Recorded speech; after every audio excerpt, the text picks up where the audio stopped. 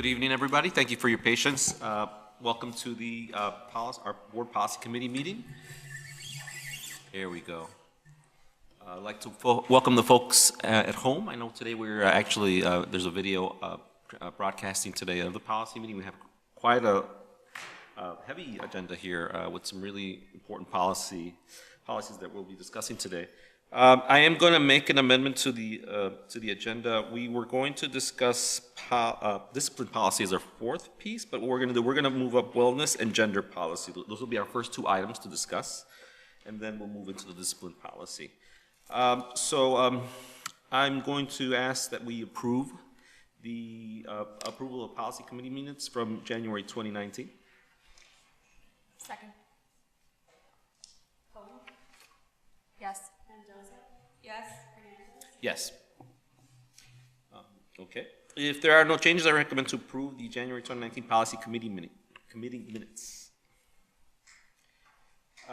So now we're moving on to discussion items. We will allow for public comments after each discussion item. Each speaker will have 2 minutes.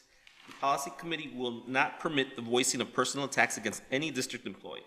Speakers are discouraged from using the public comment period to air specific concerns about staff members, being mindful that the public comment period is not a suitable forum for fact-finding or resolution of disputes.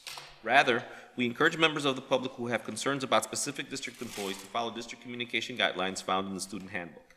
Please remember to state your name and then that you have 2 minutes to address the policy committee. Okay, so we're going to go ahead and move with our wellness policy. So Joyce, if you want to. So Stephanie and Hillary, do you want to come up? Mary, are you coming for this one? No. No, thank you. Okay. Why don't you guys come over here? Close to the microphone. So this is Stephanie Abadeo and Hillary Linden, and they have been working on taking a look at our wellness policy to be able to present to us what we think is a best practice policy for District 65. So thank you both very much for your work. Absolutely. Thank you for having us. Yeah. We just wanted to start by saying that this year we have restarted the Wellness Council here in District 65, something that I know I was a member of for its entirety starting out and then stopped for a while and really wanted to bring it back and wanted to bring it back strongly here in District 65. And we're just so pleased that we've had such a great outpouring of support, wonderful members that have joined the council, and that we have a very strong representation from the buildings across the district, and we hope to continue to grow that. And one of the biggest needs identified right at the beginning of our meetings was the need for this wellness policy revision, and so that's why we're bringing that to you today. Within the Wellness Council, we did open it up to create a subcommittee to write out the nitty-gritty of it, and then brought it back to the whole council, where we did spend an entire meeting really going through making those revisions and eventually bringing it to a unanimous vote to bring it to you all. The major changes, one is the addition of the food safety. DCFS and CPS have been regulating food from home for many, many years. The Evanston Health Department supports this idea of regulating this food, and although it has been presented before, we do realize it's a different time with different people, and we're really feel that this change is important, and if it's something we believe in, that we need to move forward on it. This policy change would mean that families would need to bring either in commercially prepared food to schools, or whole or intact fruits and vegetables, with the exception of things that were grown in the garden that would go through garden policy and how to serve it to our children.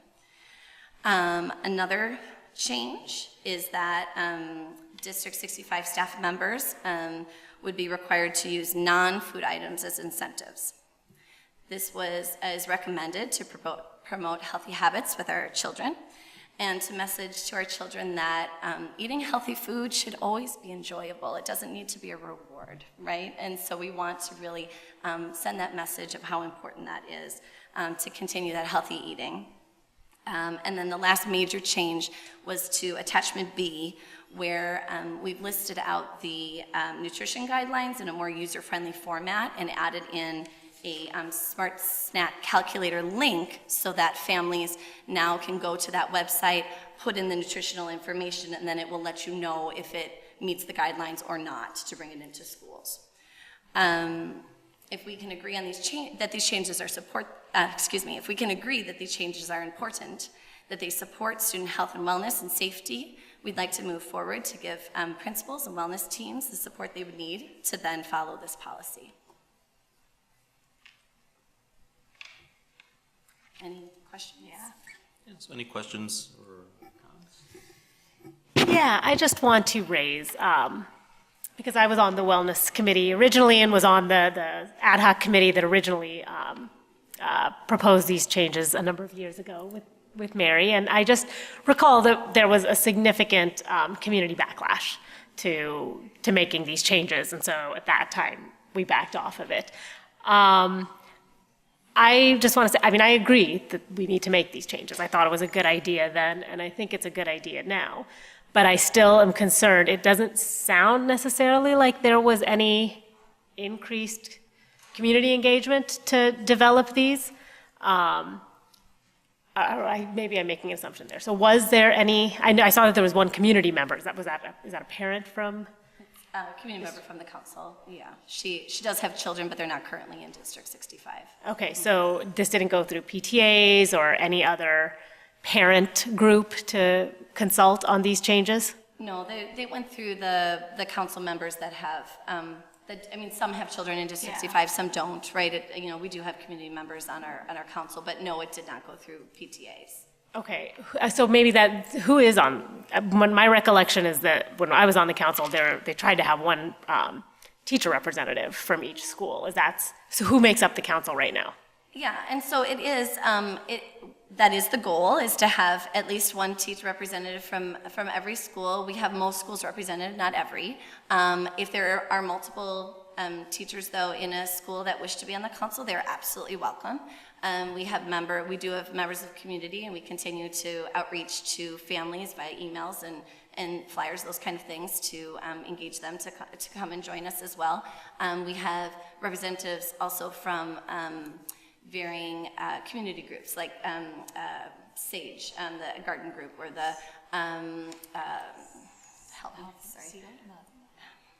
and some other ones too. I'm sorry. That other outside organizations as well that have expressed interest and come and join us. Mm-hmm. Right. Okay. I guess, like I said, I do support the proposed changes, but I will admit that I have a little discomfort knowing how it was received before, and not having a clear understanding that there's any difference or there was any attempt to try to engage and bring people along to the changes this time. I do have some discomfort around feeling like we're changing the policy in a sneaky way. Is there any, I heard you saying that, you want this to be approved so that there can be a plan then. And I will say that my recollection too is that there was a little bit of pushback from principals at the time as well, because at the end of the day, principals are the ones who are going to have to enforce this in each of their buildings, and I don't think there was unanimous agreement amongst principals that that was a good use of their time and their capital at the school to do that. So what is the plan for rolling this out in a way and supporting principals, and particularly the maybe reluctant ones who don't necessarily support this change, and if there is parent backlash over it, what is the plan to support principals, to support this policy and make it successful without too much, understanding there's likely to be some community disruption, but to minimize that and to answer people's questions and make them comfortable with this? So I wonder if I could say something, because yes, I remember this policy when it came up in the past as well. What has come to me over the course of the past years, though, is parents saying to me that repeatedly children may be given cupcakes for their birthdays day after day in certain classes. Yeah. This is the issue that we're looking to address, is to model healthy eating and the Absolutely. issues of obesity that we see with young people within our schools. This is not a out-of-the-box policy. This is a policy that exists in states throughout the country, and we are actually far behind in terms of this policy in modeling good, healthy eating in schools with our young people. So, yes, we can go forward in terms of looking to get further feedback, but this is really a policy that is important for young people. And I don't disagree with that. Like I said, I supported it then, I support it now. It's more just, did we think through how we're going to roll this out then, in a way that doesn't necessarily invite the kind of backlash that we received, 5 years ago, whenever it was that we tried this the first time around. Well, I think that we communicate with the principals regarding the situation in the PTA council, that we're advocating a healthy policy for our children, and that that's the model that we're using. I do know that there are many principals that currently enforce a lot of healthy habits in their, yes, Willard is one of those schools that does a really nice job of that. And is able to very successfully navigate that. And so I would encourage at the principal level to be able to share what those successes with each other, and so that hopefully principals feel more comfortable being able to enforce that policy in a way that's successful with their communities. And so I guess what I would advocate, and I will admit, and this is coming from the personal experience of having lived through it 5 years ago and hearing a lot of the discomfort around it, I think it would be wise to have a pretty specific plan in place of how that is going to be supported, and how principals are going to be supported, and how community members are going to be engaged, and what the response will be. Because I think it is, we had all the arguments then too. Now, I don't think anything has changed on that end, but it still was not met very positively. Maybe things have changed, and maybe, attitudes have changed, and maybe I'm being overly cautious because it was so, personal to me back then, and it just was not a pleasant experience. So I will accept that, but I think that I would rather us not be blindsided. So we're willing to wait to get stakeholder input another 6 months before we bring this back up to the policy committee, even though we know that this is what is in best interest of children. I'm not suggesting we wait 6 months to get input. If we think this, like I said, I think this is the right thing, if that's what we want to do, I think we just need to be thoughtful about how we roll this out and how we inform people of the changes in a way that takes into account what happened 5 years ago, and again, supporting principals, because they, at the end of the day, are probably going to be the ones who get a lot of the flack from people who are unhappy about it. So how are we going to support them, especially the principals who maybe are feeling like, now I have to deal with this too. How are we going to do that? I just think it would behoove us to have, to think that through in advance instead of trying to figure it out on the fly when it happens. And this Bethany, maybe it would be discussion, helpful to explain, this was just one subgroup of 4 or 5 different subgroups that address different issues that were going on. And so I think that there's really been some thoughtfulness around this not being the sole work of the wellness team, but really other initiatives that would walk alongside it. And I think just working with a lot, the members of the committee, a more thoughtfulness around wellness, and even there's a plan or proposal for a walk that would unify the school district, so that it wouldn't just be one school taking on an initiative. And I think that there was a lot of thoughtfulness around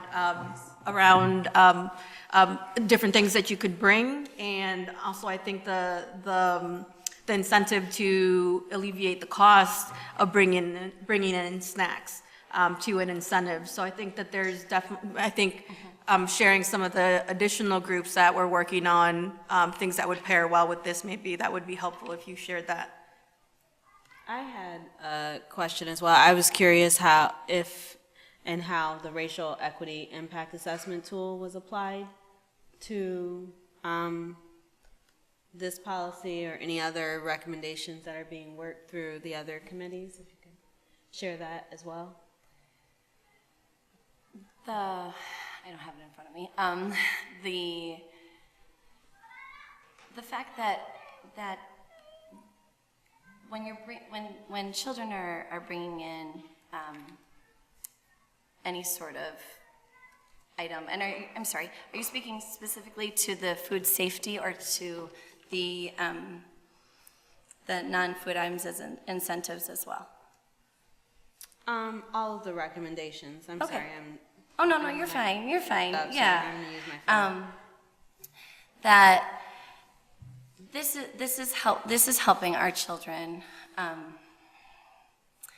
Learn those healthy habits right. at a young age. Thank you, yeah. And so the idea that it's not negatively impacting any, based on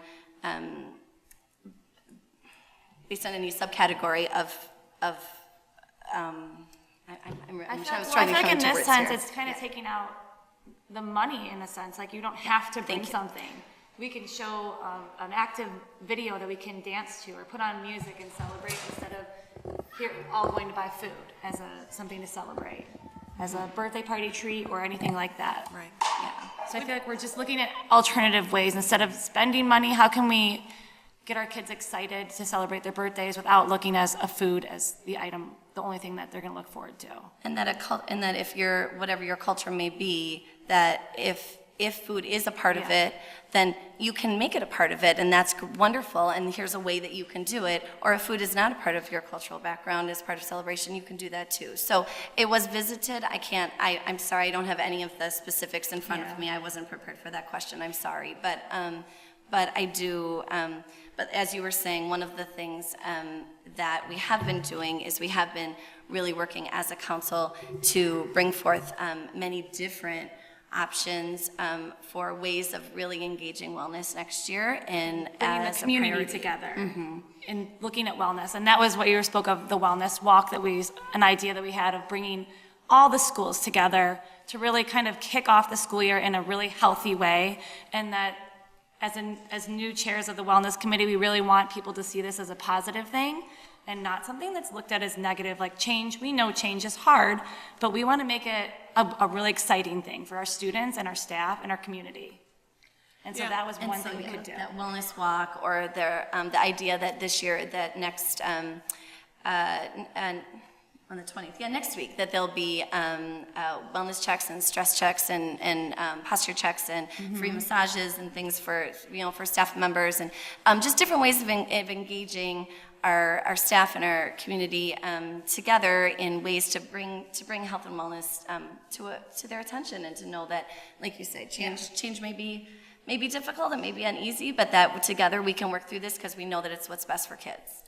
I just want to honor Hillary and Stephanie's work, because this committee has been defunct for a period of time, and I asked them to restart it, to take a look at thinking about children and their physical health. We talk a lot about children social emotionally, but this is an important piece, that we model what is good health and care for ourselves as people.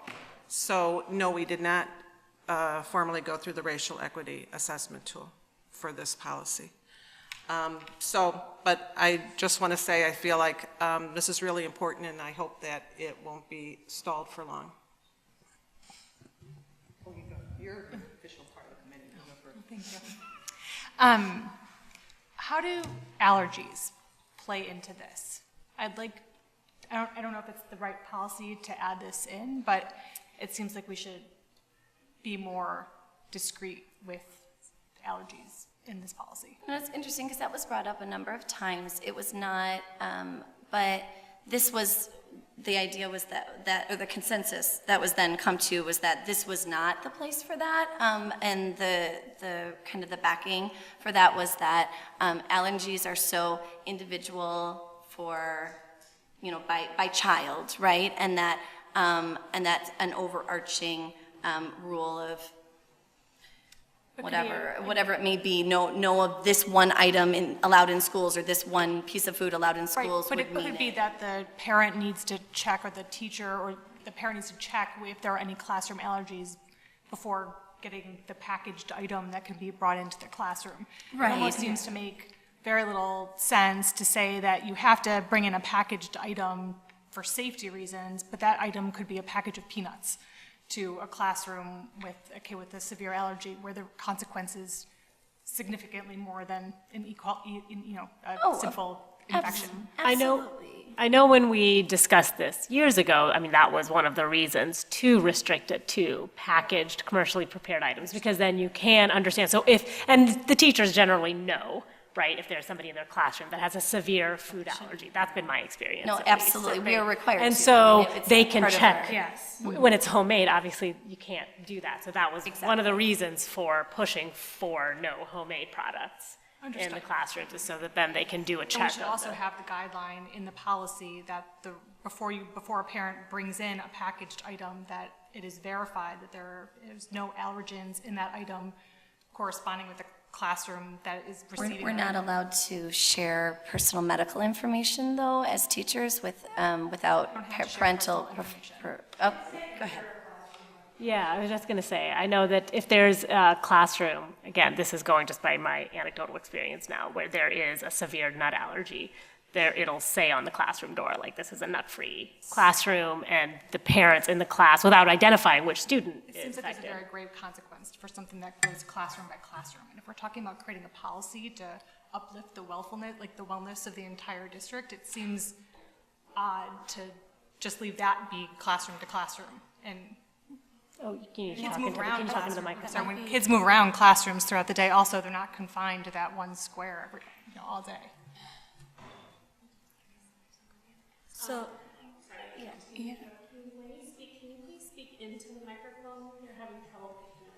okay. I just wanted to ask also about the different committees, and I'm curious if any committees are looking at how we are addressing sexual health as wellness for our children. Is that a part of any of the different subcommittees' conversation? No. Are you talking essentially about about sex ed and human development, is that what you Yeah. said? Yeah. So there are state policies to address that, and that curricular work is covered within health unit and then some of the work that we do in middle school. And we are in the process of reviewing our curriculum now to state policy to see if there are any changes that we need to make, but that's in process. So that's addressed in kind of within the curriculum department to address the state requirements. Okay. I had heard in our community about some concerns about children's preparedness once they reach the high school in terms of understanding their own bodies as well as consent. And I was just curious how we looked at the wellness of the whole person and how children were taught in an age-appropriate way about their bodies and Well, consent. we do Aaron's Law in our middle schools, and that's a curriculum that we do in conjunction with the YWCA that addresses teen dating violence. I think one of the things that was included in this update is, that wasn't included before, is an emphasis on social emotional learning and giving teachers that tool. So while it's not explicitly embedded in there, I think that it's a move in the positive direction, and just putting that in there where it wasn't there before. And I think that's like a little bit separate in terms of curriculum versus the activities mostly pertinent to celebrations, the bringing in of outside snacks for celebrations or other activities for the purpose of these updates. Yeah, I get that it wouldn't be directly relevant to these updates, but there was a mention of the other committee, so I was just curious Yeah. if That makes that sense. was in the work of the other committees, that's all. I was just wondering, because like SUNY, I was here when we did this in the past. And I appreciate, Joyce, the comment around, healthy eating. I think the more valid pushback I would say that I understood was, does relate to an equity lens, like when we're doing cultural kinds of festivals in the school, and some of those are sponsored by the PTA, which I understood would be excluded from this, but others, I don't know, like the Walker Festival where, you have an evening where everybody That's brings food. excluded. I'm so sorry. Um, I'm sorry. That's I think it is a valid thing to ask the question of when you're trying to represent Yes. culture and people are bringing food from their home Yes. and sharing their culture with others, how can we respect that while understanding there are a lot of positives of this shift? So how can we deal with those, I think, very valid exceptions, even when they happen during the school day? And so that was what I was going to say. Yep, is that like if it happens after the school day is completely exempt from this, because anything that happens outside, after school hours, is an exemption from the food safety section. But if it's during the school day, the idea that you can still bring in whatever the item is that is, relevant to your cultural, celebration, it just needs to be prepared from a commercially prepared. So if you want to bring in, if I want to bring in hummus for, and pita bread, instead of making it at my house, I'm going to go buy it from Pita Inn, right, as an example, right? I can still bring in the food I want to bring. It just needs to be commercially prepared if it's during the school day. Or if I want to prepare it, then it needs to be in an evening event. Okay, so, that's the one that I just feel some level of discomfort with. Because I do think there is I appreciate not bringing food in all the time because that's a cost issue, but there also is a cost issue associated with assuming that I'm going to be able to get commercially available foods, or that all of the foods of my culture are commercially available, quite frankly, and that I don't have to actually make them.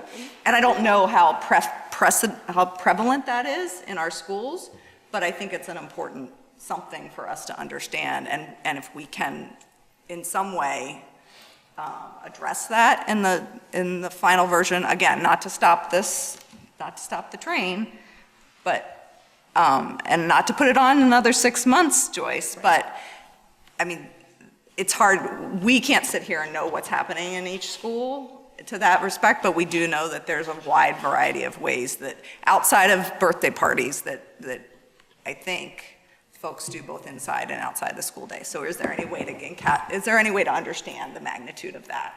And that goes back to my recommendation of sort of the education campaign.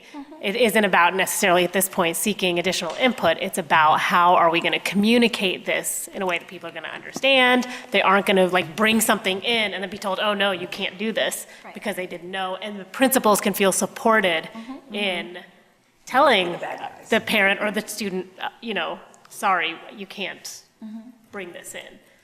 So just so I'm clear in listening, one is the communication on rollout. What's rollout and what is communication on rollout?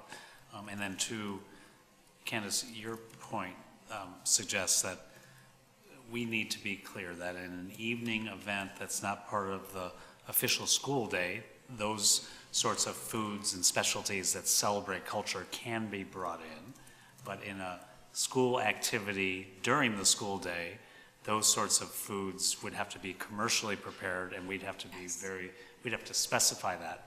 So that's one piece of it. And then the second one, which you're asking is, if I may, paraphrasing you, is there wiggle room on that? Yes. Is there a way for a caregiver to come in with the great food of the culture to be able to share that isn't commercially prepared, and we'd have to Well, and I know that it's kind of, how do you enforce that and what constitutes a cultural event? I don't know how realistic that is, but I do feel like that will be the unintended consequence of this, right? And it will be pushing anything that's cultural after school when in fact we want to bring those experiences into the school day and help children identify. So I just see a disconnect there with the overall values that we're talking about. Or we just have to communicate that, the cultural celebrations have to be non-food based. Yes, right, yeah. I'm not a fan of trying to provide any exceptions, just because I think then, like you said, it's a slippery slope. I don't know and it is an allergy issue, I think, and all of that. Again, I'll just say, well, last time, it's I think about how we communicate this and support the principals and educators who are going to have to enforce it against people who might not be happy about the change. I just wanted to add, I take umbrage with the suggestion that utilizing the racial equity impact assessment tool or slowing down and being thoughtful about implementation is somehow delaying caring about children's wellness. I think that framing is unfair to the actual intent of the tool. The intent of the tool is to help us be more thoughtful and inclusive about the policy that we make. So is it not useful for us to slow down and ask pertinent questions like what stakeholders informed the discussion or what might be some unintended consequences? I mean, what we know is that groups of folks have come around tables just like this and made decisions many, many times in the past that were very well intended, but unfortunately didn't have the impact that was intended. So the point of the tool is to offer some harm reduction to the policymaking process. And I think while it may feel cumbersome, it's important and it's necessary.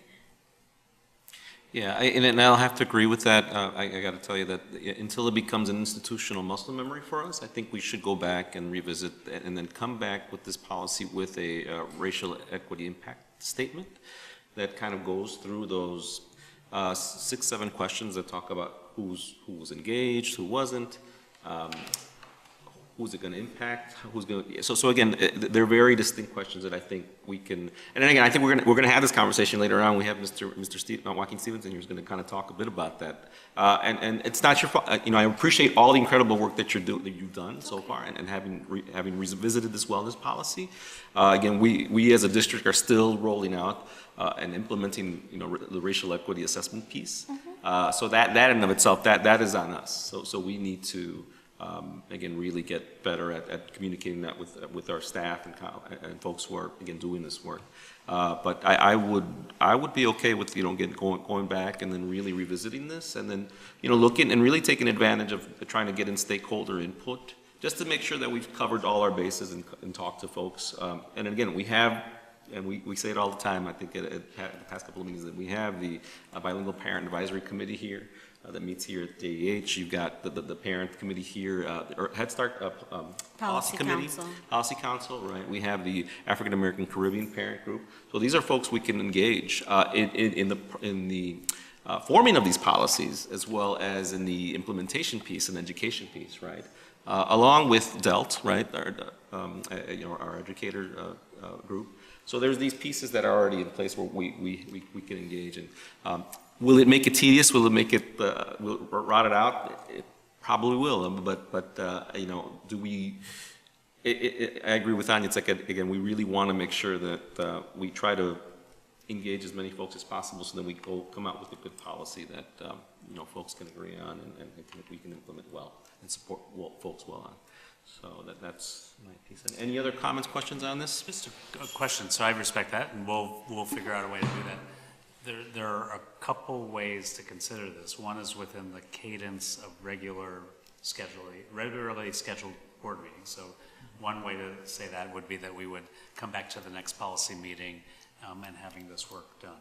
Another one, I'm throwing out an idea, is that our team of wonderful volunteers who've actually led this could, with some support from us, do some of this work before that next policy meeting, and could potentially bring it back to a board meeting for consideration. And I don't want to step over the policy committee toes, but I'm just thinking this isn't going to be done between now and the end of the school year, obviously. And so just if we wanted to consider it to bring to the full board as opposed to the policy committee, is that just stepping over the line, or should we just go to the policy committee? I'm just trying to do it, if we could do it faster. If we could do it faster, I mean, again, I don't know what policy committee members think. I mean, I wouldn't mind seeing, all 7 of us will be at the regular board meeting to hear we're hearing the initial pieces. Some of you have had that experience from 5 years, so we're going through this policy. And then again, right here, we're discussing, but again, if you could bring it to the board, I'd be okay with it. I mean, that's. I think part of the question is, I'm assuming the idea was to implement this for next year. Correct. So that, right. And so there is, like you mentioned, there is, talking to principals sort of to roll it out and educate. So when would we need to adopt it for that to happen? Well, that's where we'd have to adopt it before August 20th to really roll it out. I actually think. I think we'd have to adopt it by the end of the school year. Correct. To roll And I it don't out think we'll by. have the opportunity to do the type of work that the tool requires. So it makes sense to me to then not say that, this is a bad process. It's actually an engaging process that we would adopt what is the spirit of this at the beginning of the calendar year, 2020. So we would do it mid-year once we had involvement, engagement, your talk, your thoughts, and then we would move forward that way. Mid-year? Well, I don't know how else to do it. I mean, My opinion on this would be, and my colleagues can disagree with me on this, is that it probably shouldn't be delayed that long. I do think that it could be useful to see how the REIA would be applied. And I think, just to be frank about it, not necessarily having the stakeholder engagement in the front end, but maybe using it to consider the communication, the implementation piece. So I would be comfortable with that if it comes back to us whenever we have to actually vote on it and adopt it. If it comes back with looking at with using the REIA to create an implementation plan, and that way it could still be implemented for August. So that would be what I would advocate for, as opposed to waiting another whole school year.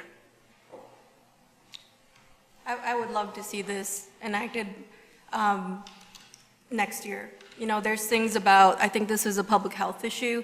There's things that we know about obesity and diabetes that are affecting our kids. And I think, like Joyce says, we are pretty behind when it comes to adopting some of these policies just as general practice. And when we're talking about the top 4 items that we're recommending fresh fruit, fresh vegetables to some of our kids who live in food deserts, so to think about if there's like specific things that we want to point out to have revisions, I would love to see that done sooner than later. If there's any chance that we can see getting a survey out to PTAs, I do agree that there is community buy-in that needs to be made, but I think that we have additional community support to address, the issues that I think are at the heart of these changes. And if the committee feels like you can complete that, I would love to see a survey of sorts, and then have the board review those surveys and see if we feel at that point that we can vote on the changes. Focus of the survey, Rebecca? The racial impact, the racial impact and the school buy-in. So if there's some, to ensure that we have a diverse group of parents and community stakeholders that from now until, I know it's very ambitious, but I fear that we will lose a whole year of trying to implement this if we wait until 2020, we're really looking at 2021. So I know that that's very ambitious, but I think that again, the Wellness Committee has done a great deal of work within their network, and the survey that was done through all of the schools. I do agree that we need to make sure that we have a stakeholder buy-in and go through the racial impact tool. And if there's any way that we can bring that present that as information for the board before our next vote. Yeah, we have a wellness council meeting tomorrow, and so that way we can, we will absolutely bring it to them, delegates, and get as much work as needs to be done, because we really do feel that this is a important policy that we'd love to move forward, and thank you for all of this, because yes, I've got my notes and I'm ready to delegate and do a lot of work on myself, so here we go, right? Yeah. And we obviously will support and help do. I do want to be respectful of the end of the school year, and the clock is ticking, so there's a formal board meeting next week. There's another board meeting in June. So the ideal world would be to get as much work done before June 10th, and we Okay. have to be respectful Yep. of you all winding down your busy years, and then thinking about the rollout plan and how we would actually do that sort of work going into the Yep. school year. And I think, what SUNY said is a good idea, like if we can incorporate it Into the, yeah, again, the I just rollout want to, process, Yes. just to make sure that, you're mitigating issues as they come up and addressing those and knowing that, maybe this comes back for a revision or whatever. Maybe we realize something along the way that there is. Yeah. Just with the understanding of those perspectives that a more formal use of the framework would tease out. I just want to make sure that are allergy caregivers part of the group that you're working with to develop this policy? Because I don't know if any of us Yes. have any Yes, allergy and in kiddos, fact, but- I'm sorry. Yes, and in fact, even the woman on who was on the subcommittee, the community member on the subcommittee, her daughter, that she had shared, some things about her daughter, so, Okay. yeah, and felt strongly about, so. I just want to make sure that we're not a bunch of people who don't have any kids with allergies that are Yeah, making a no, policy that says absolutely. it's not a problem for it to be handled at the But classroom we can level. absolutely include in that stakeholder surveys and information looking more about what people with allergies and families with allergies are looking for in a policy. Thank you. I just wanted to add to that the tool is significantly useful in helping refine the intent of the policy. So some of it is talking to stakeholders, right? And that's time consuming. Some of it is working with data, right? And so it's just what lens did we put on when we wrote the language of the policy? For whom, right? Like, who are the stakeholders within this system who are typically marginalized and left out? How might this impact those stakeholders? So some of it is just sitting down and operating with intention to look at data in a particular way and to present the policy with those folks in mind. And I just want to acknowledge that while we're talking about this, that this is not just throwing extra work in terms of surveys and conversations and focus groups, that really it's also approaching the policy perhaps with a different mindset than we generally approach decision-making. Thank you for that. Thank you all. thank you.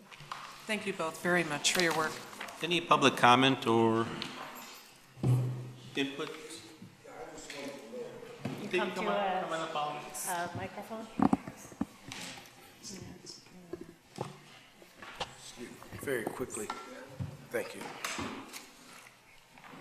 My name is Oliver Ruff. I was just wondering, with the policy, is the policy developed for the district, for all of the schools and for all of the facilities, but you're indicating that this is just during the regular school day?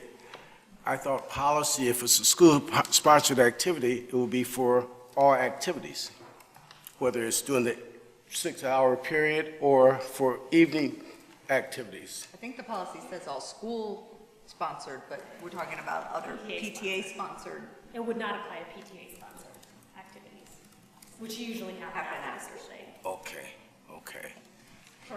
And, sorry, yes, and it does specify in the document what what is, during the school day or school sponsored, or like it varies, and that it also spells out in the document what during the school day, what that hours mean, because it's a certain amount of time, like before and after school and that kind of thing, so that it is specific to that. So if a child were to have an allergic reaction, he or she would not be covered under this specific policy for PTA-sponsored activity? Allergic reaction, I don't know. Okay.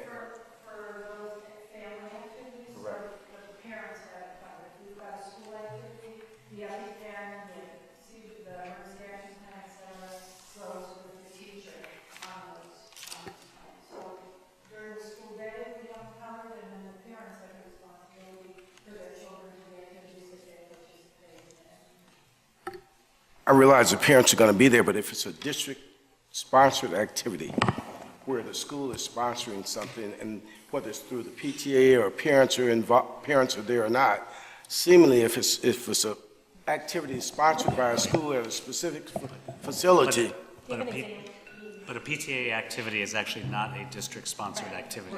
So there's a line, Mr. Ruff, between the activities that we would sponsor with the District 65 Lighthouse on it versus another entity, the PTA, the YMCA, YOU, et cetera, coming in, then that responsibility falls on those organizations, not on ours.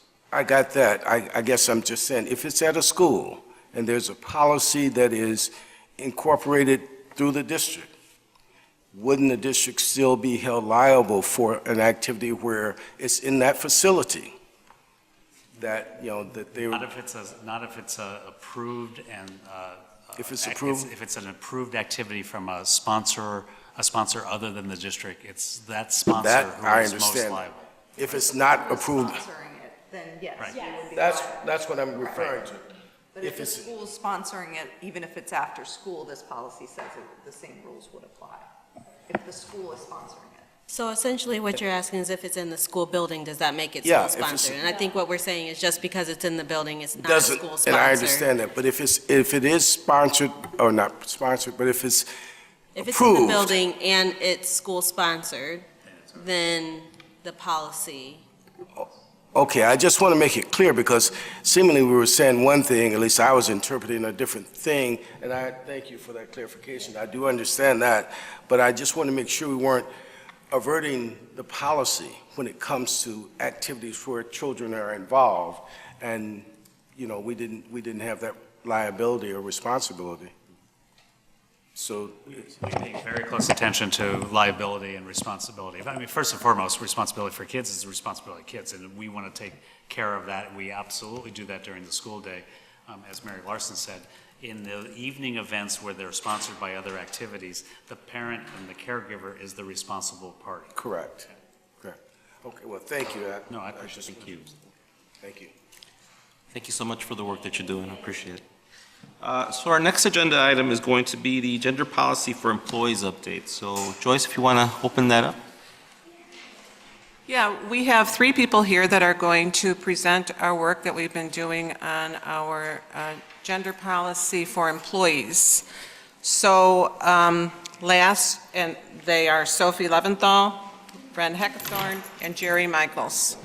Welcome. So last year, we had completed the gender policy for students, and part of what that called for was to have a committee work to address concerns that students or staff, teachers, parents might have as we rolled out that policy.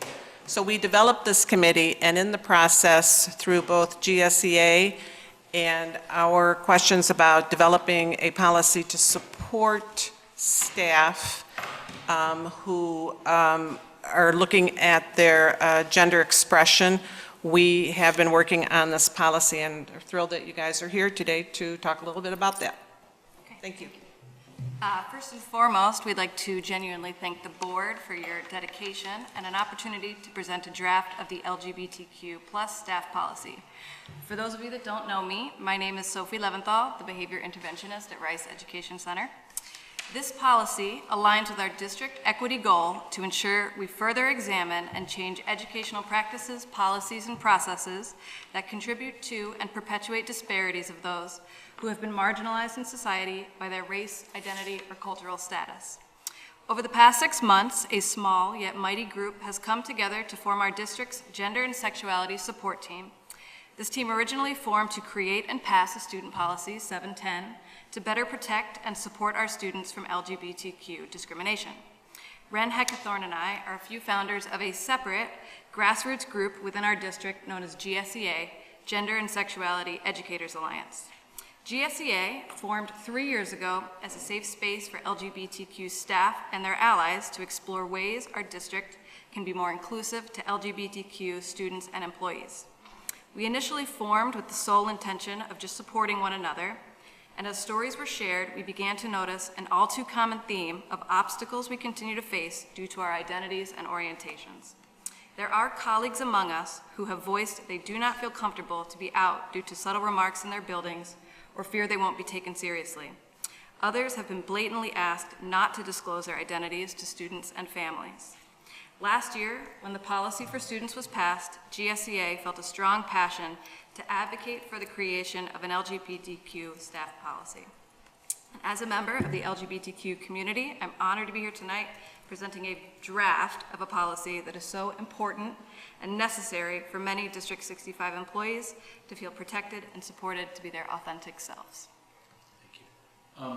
The call went out a few months ago. Mr. Microphone, sorry. Thank you. What happens if I pull it and all the cords fall?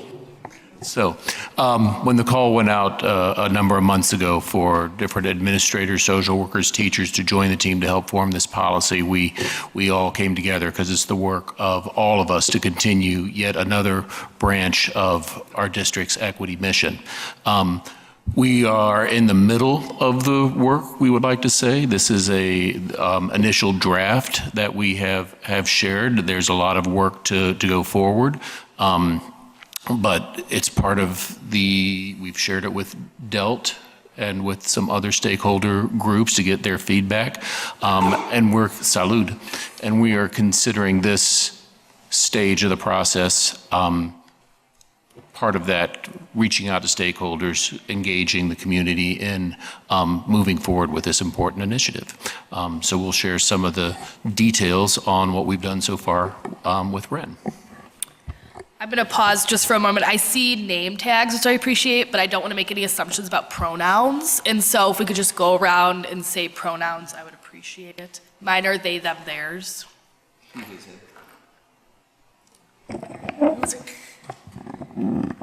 She, her, hers. He, his, them, him. Sorry. She, her, hers. He, his, him. She, her, hers. She, her, hers. She, her, hers. She, her, hers. She, her, hers. She, her, hers. He, his, him. She, her, hers. He, him, his. She, her, hers. Thank you.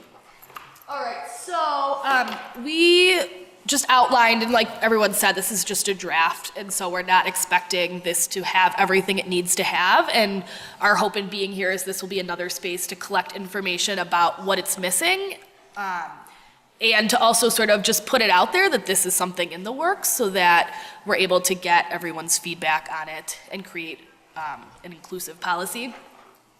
So some things we talk about in the policy are the names for pronouns to be respected, a place for them to commonly come up in introductions, in classrooms, any sort of space where pronouns would come up, making sure that that individual has the right to name their pronouns and those to be used by all staff members and students. And that goes with titles and names and all of those things, making sure that anywhere that that is listed, it's being respected by that person's chosen identity. We're also looking at creating a transition plan for staff, and so if they're in the process of transitioning medically or not medically, there is a support system in place and a process that would be followed to ensure that it's happening respectfully and safely, and making sure that that staff's needs are being met in a purposeful way. We also want to make sure that there is a really clear policy for any sort of harassment that a staff member may face based on their gender or sexual identities. And we want to continue to push to make sure that there are gender-neutral options as far as locker rooms and bathrooms and any other gendered facilities that staff members may be entering, to make sure that those are accessible regardless of what building in this district they're entering. So as we said, it's a draft, and so we're continuing to look at outside resources that may be able to help us. So we've been using Chicago House, which is an agency in the city that does a lot of work in a variety of areas, but they do a lot of work for trans policy and supporting trans individuals in the workplace. So we've been utilizing them to help look over our policy and to continue to help us create supports as this gets rolled out that the district can utilize. Lurie's Children's Hospital has a branch that's dedicated to LGBTQ youth, and so we have been utilizing them to access our policy, look it over, give us suggestions, as well as the Transgender Law Center. We sort of took a policy that they had, an outline of one, the transgender employment policy, and we looked at that, fleshed it out, and then sort of modeled that and made it District 65 specific. So that's sort of a brief synopsis of what we have so far. Well, I want to thank you for all the hard work you've done along with GC and trying to engage stakeholders. And again, you're going about it the right ways, that you're trying to engage, again, some of the decision makers here, and again, pulling really great resources and continuing on that information searching process to make sure that we have a policy that's solid and that it serves our LGBTQ plus community. So thank you for that work. One of the things I was looking for was around professional development for staff, so we can make sure that, so that there's professional development opportunities, so our staff is clear about these policies, right? And that they get training on how to use all of these different pieces of this policy. Yes, so that came up, especially during our DELT, when we presented at DELT, the sort of absence of a staff handbook. We were trying to figure out where this would go, and so that it was visible and accessible to staff. So we're still trying to figure out where that would be so that it is accessible. And I know that the district has committed to having the entire district attend some sort of training by the end of 2019. And Park School utilized Chicago House to access those trainings, and that was really well received. And, we'd love to codify that to make sure that any Absolutely. new employee that gets in at all levels gets that training. So that Absolutely. And the folks at Lurie's have been also very helpful. Wonderful. I had the honor of participating with the Park School staff in the training on transgender issues. And just a really deep engagement on identity and they were fabulous. The staff was fabulous. It was a really interesting learning opportunity, and it sets up a model whether we go to Chicago House or one of the other providers for district-wide training. And I just tip my hat to the park staff who took the leap to go participate, and it was just really, really engaging. Any other comments, questions, concerns? Yeah, I think this might be for Beatrice. In our system, is there a way for individuals to identify their preferred pronouns? Like in Outlook, I think, or however you communicate? I think what some folks have been doing have been adding it to their signature line. I think in terms of our employee information system currently right now, we could set it up so that we could select different.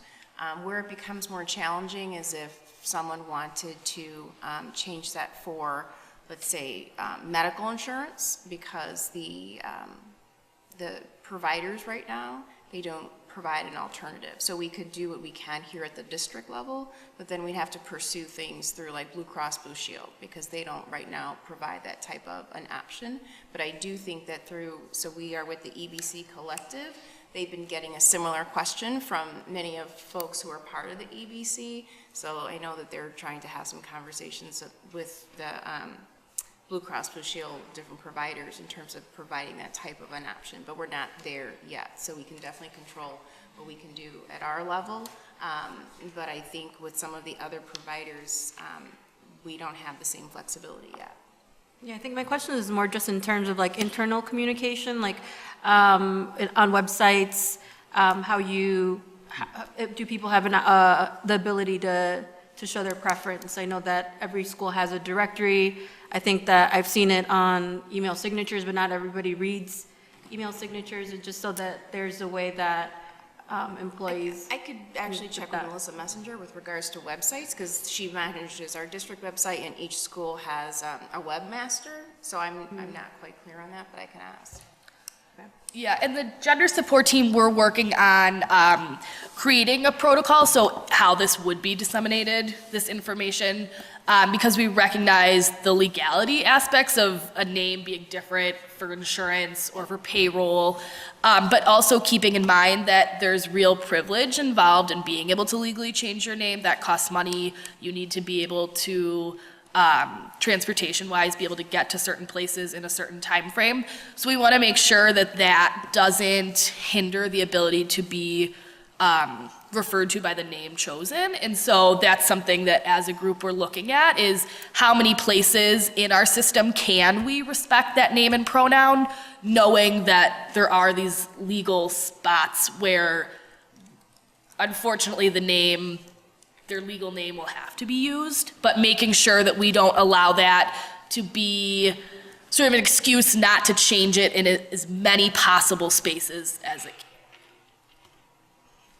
Thank you.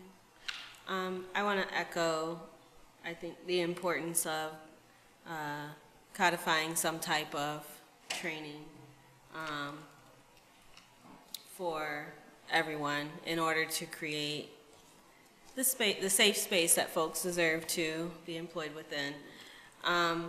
This is just a small point, but in the memo under definitions, I didn't see non-binary identified as a term.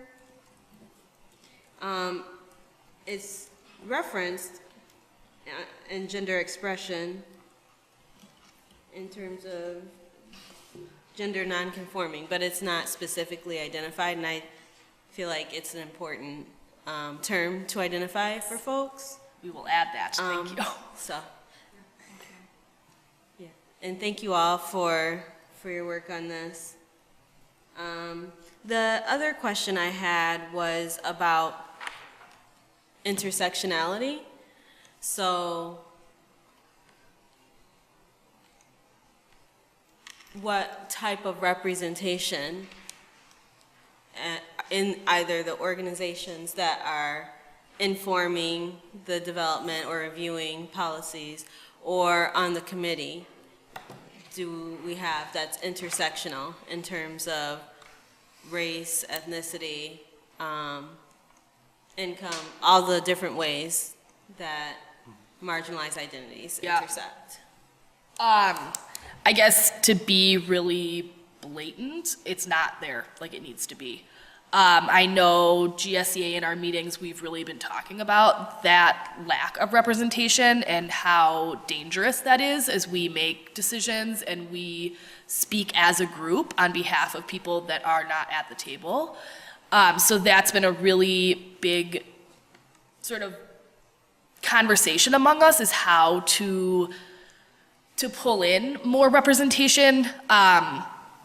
It's always tricky around these because we don't want to single someone out and like, oh, you fit these boxes, we need you. We want it to be more of these voices are missing and they're important. And so that's something that we haven't necessarily solved, but is very much on our minds as we sit and look around the table at our meetings, that is really missing. And from what I can tell, it's missing from the gender support team as well. So that would be something that I would definitely advocate for looking more closely at. So I guess it's not there, but it's not showing up in conversation. Right. Well, thank you for that.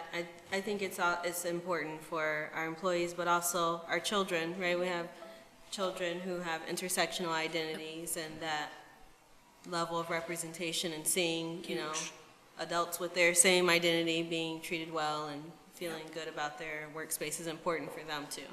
So, Absolutely. thank you. And another thing, just to add on to your question, we did bring this to the DELT committee as well, who took a look at it through the racial equity, using the assessment tool that you were referencing previously. And so we're seeking additional, like Bren was saying, input and feedback. Thank you. So, thank you for the work on this. I think this is great, and I'm glad that we are getting around to creating this policy. I think it would be helpful, similarly in the last discussion that we had, if we could, because it sounds like there will be some revisions and it will come back to us. Yep. If it can come back to us with the racial equity impact assessment tool, Cool. To see, you know, an understanding that maybe we can't find all the intersectional identities represented, but then to Lauren's point about it still being considered, like being more explicit about here's how we are still considering, you know, how race and gender and all of these things intersect and impact. It will be nice to see that. Okay, thank you. Other comments, questions, concerns? Any questions from the public?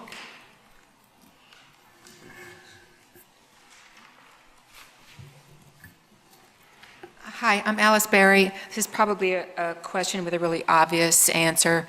I don't know what policies the district already has to cover other types of discrimination and harassment. I assume that there is something in the way of policy for someone like myself who defines as a woman if I experience gender discrimination, or a person of color, and so on. And your description mentioned protection from, but didn't say anything about consequences or procedure or reporting channels. So on, if you haven't already thought about that, I'll just suggest that you think about that, how a person with one of these identities would feel comfortable reporting something that had happened. Maybe, I don't know if that would be slightly different from how I would report it or a person of color would report it, and to include that in your policy. Thank you. Absolutely.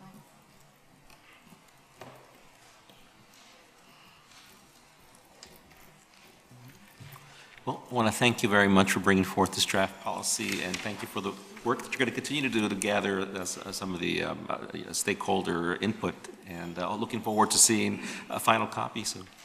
Thank you. Thank you. So next, we're going to move on to our discipline policy updates and priorities. So I'm going to hand it over to Andalib and Joyce.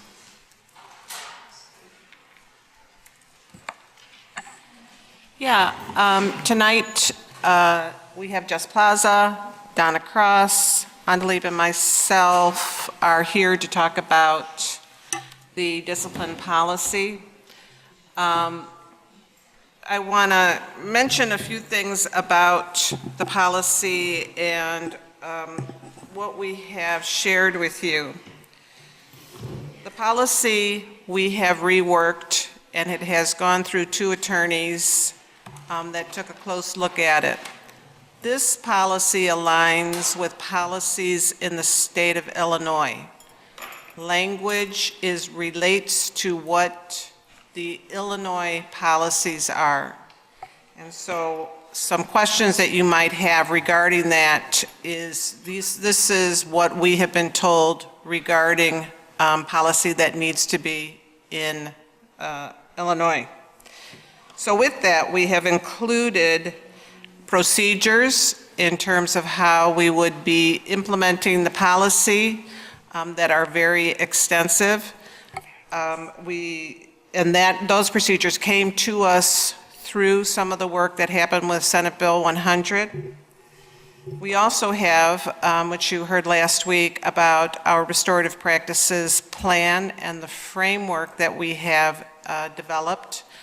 That is an integral part of the policy, because that is the work that we are really going to be doing to lift and make some of the changes that we want to make in terms of the policy.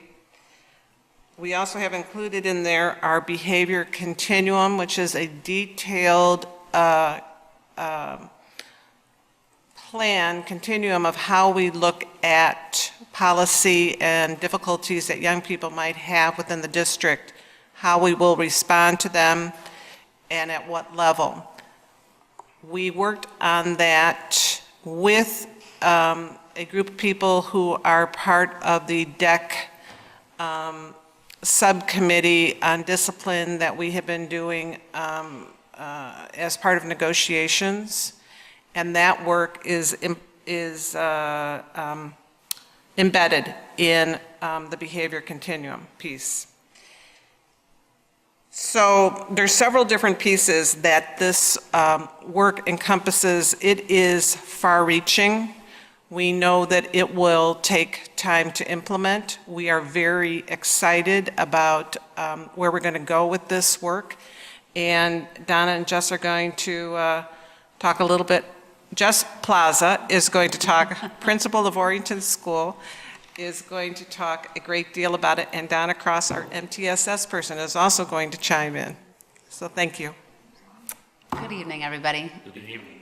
To start off with, Joyce kind of hit it a little bit for us, looking at the different sections within the policy. And from the last time that we brought the draft policy to all of you and kind of using some of the feedback, we did a lot of work with this policy, integrating the restorative practices piece that Joyce mentioned, as well as social emotional supports across the district. So thinking about SEAL classes that happen in elementary, advisory classes that happen in the middle school setting.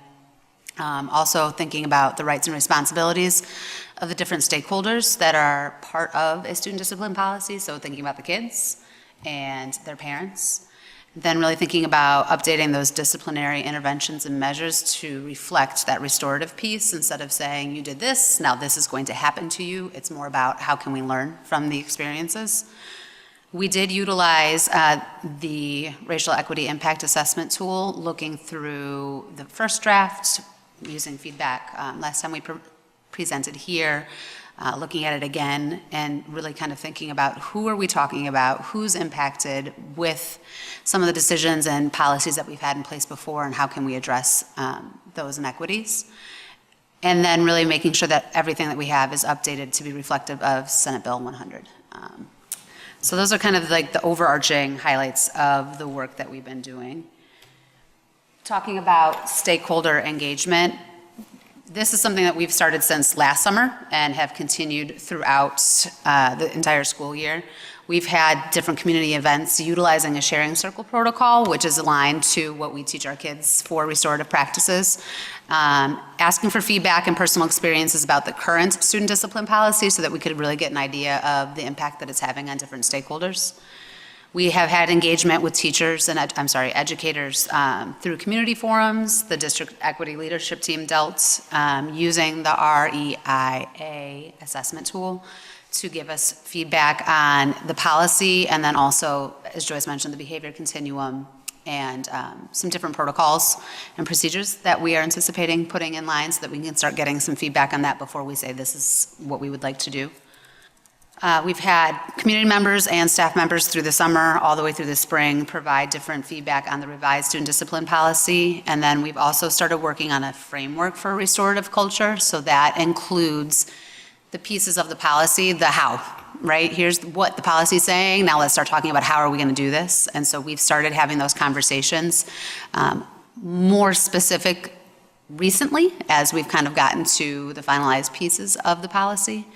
And then, as Joyce mentioned, we're working with a subgroup from DEC that is part of an expert for the contract negotiations, partnering with them on the behavioral continuum and discipline procedures.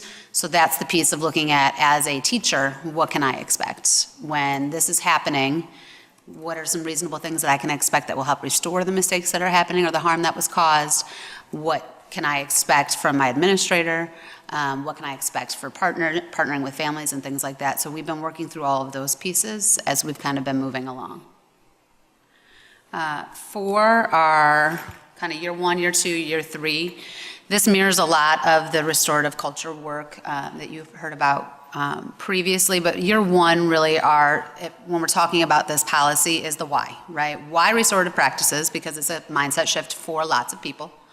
And then building our awareness, right? Really being aware of some of the discipline practices we've had in the past and the impact that has had on students, on families, on the community, really figuring out those foundational structures to support those restorative practices. So it starts with sharing circles in the classroom, to, if it's a repeated issue, responsive circle, to, you know what, we need to have some more people included in this conversation and figure out what additional supports we can provide. So really year 1 is the whole why. Year 2 then is focusing on really building that restorative culture and a community of learners, so tying in the culturally responsive teaching in addition to restorative practices, and really making sure that we're creating an environment that is promoting high-level learning for our kids by taking away some of those experiences where they feel marginalized or punished for things that might be part of their culture, for things that I might feel like are inappropriate because I am a white female.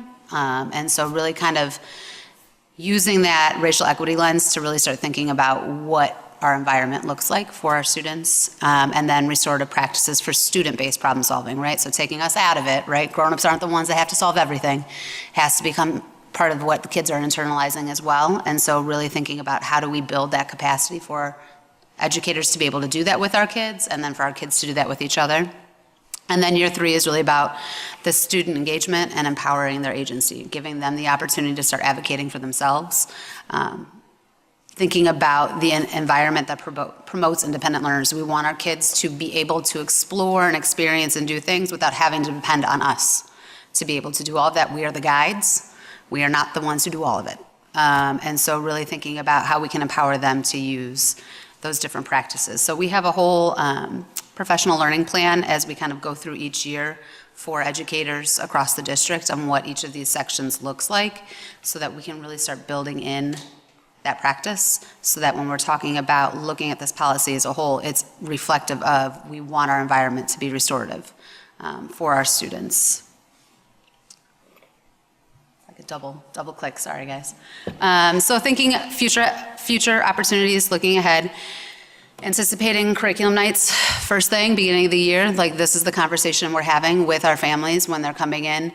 I can say for Orrington, everybody has to come in and talk to me first before they get to go and talk to all the other teachers. And so that's part of the conversation we have. And I'm sure a lot of schools do the same thing. Here's the environment that we have set up in our school, and here's the expectations, and here's how we're going to support your child and you to work through these expectations.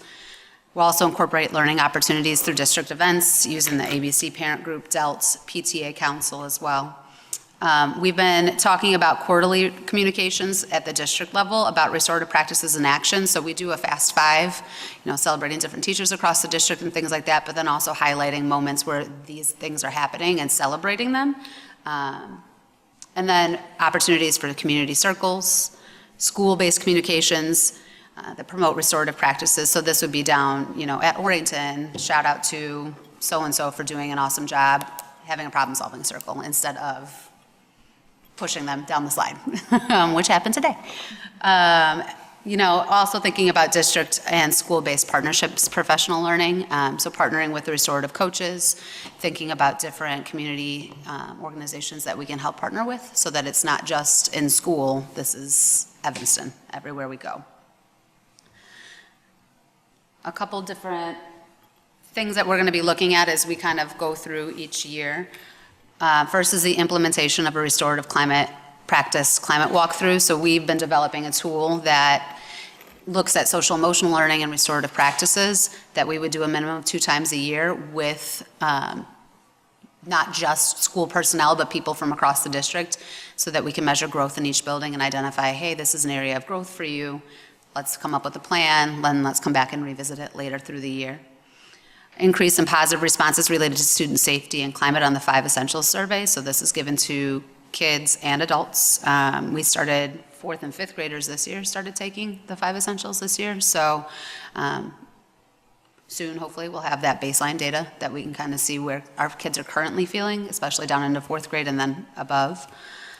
Decrease in recidivism of behaviors and our students, right? There's certain students that we see frequently or certain behaviors that we see frequently. And so thinking about when we're putting these measures in place, a decrease in the number of occurrences or the number of times that a student is brought to come have certain discussions. And then an increased connection between district priorities. This is tied to our commitment to racial and educational equity, school climate work, and the culturally responsive pedagogy that we kind of all have tied in together. And so helping people see things as a connection, not as things that are in isolation, because they all go together. So our next steps is finalizing the policy. And then we are working on finalizing the behavior continuum and discipline procedures with the DEC membership. We have, I think, one more meeting next week, and then ready to take that to the rest of the membership. We do need to revise the student handbook to reflect the updated policy and practices. We are finalizing the professional learning calendar to include training for staff on new policy and procedures. And then we are reviewing and updating current committee structures that we have to support restorative practices. So really, like I said, kind of finding that alignment between all the different pieces so that they are cohesive. That's my last one, yeah?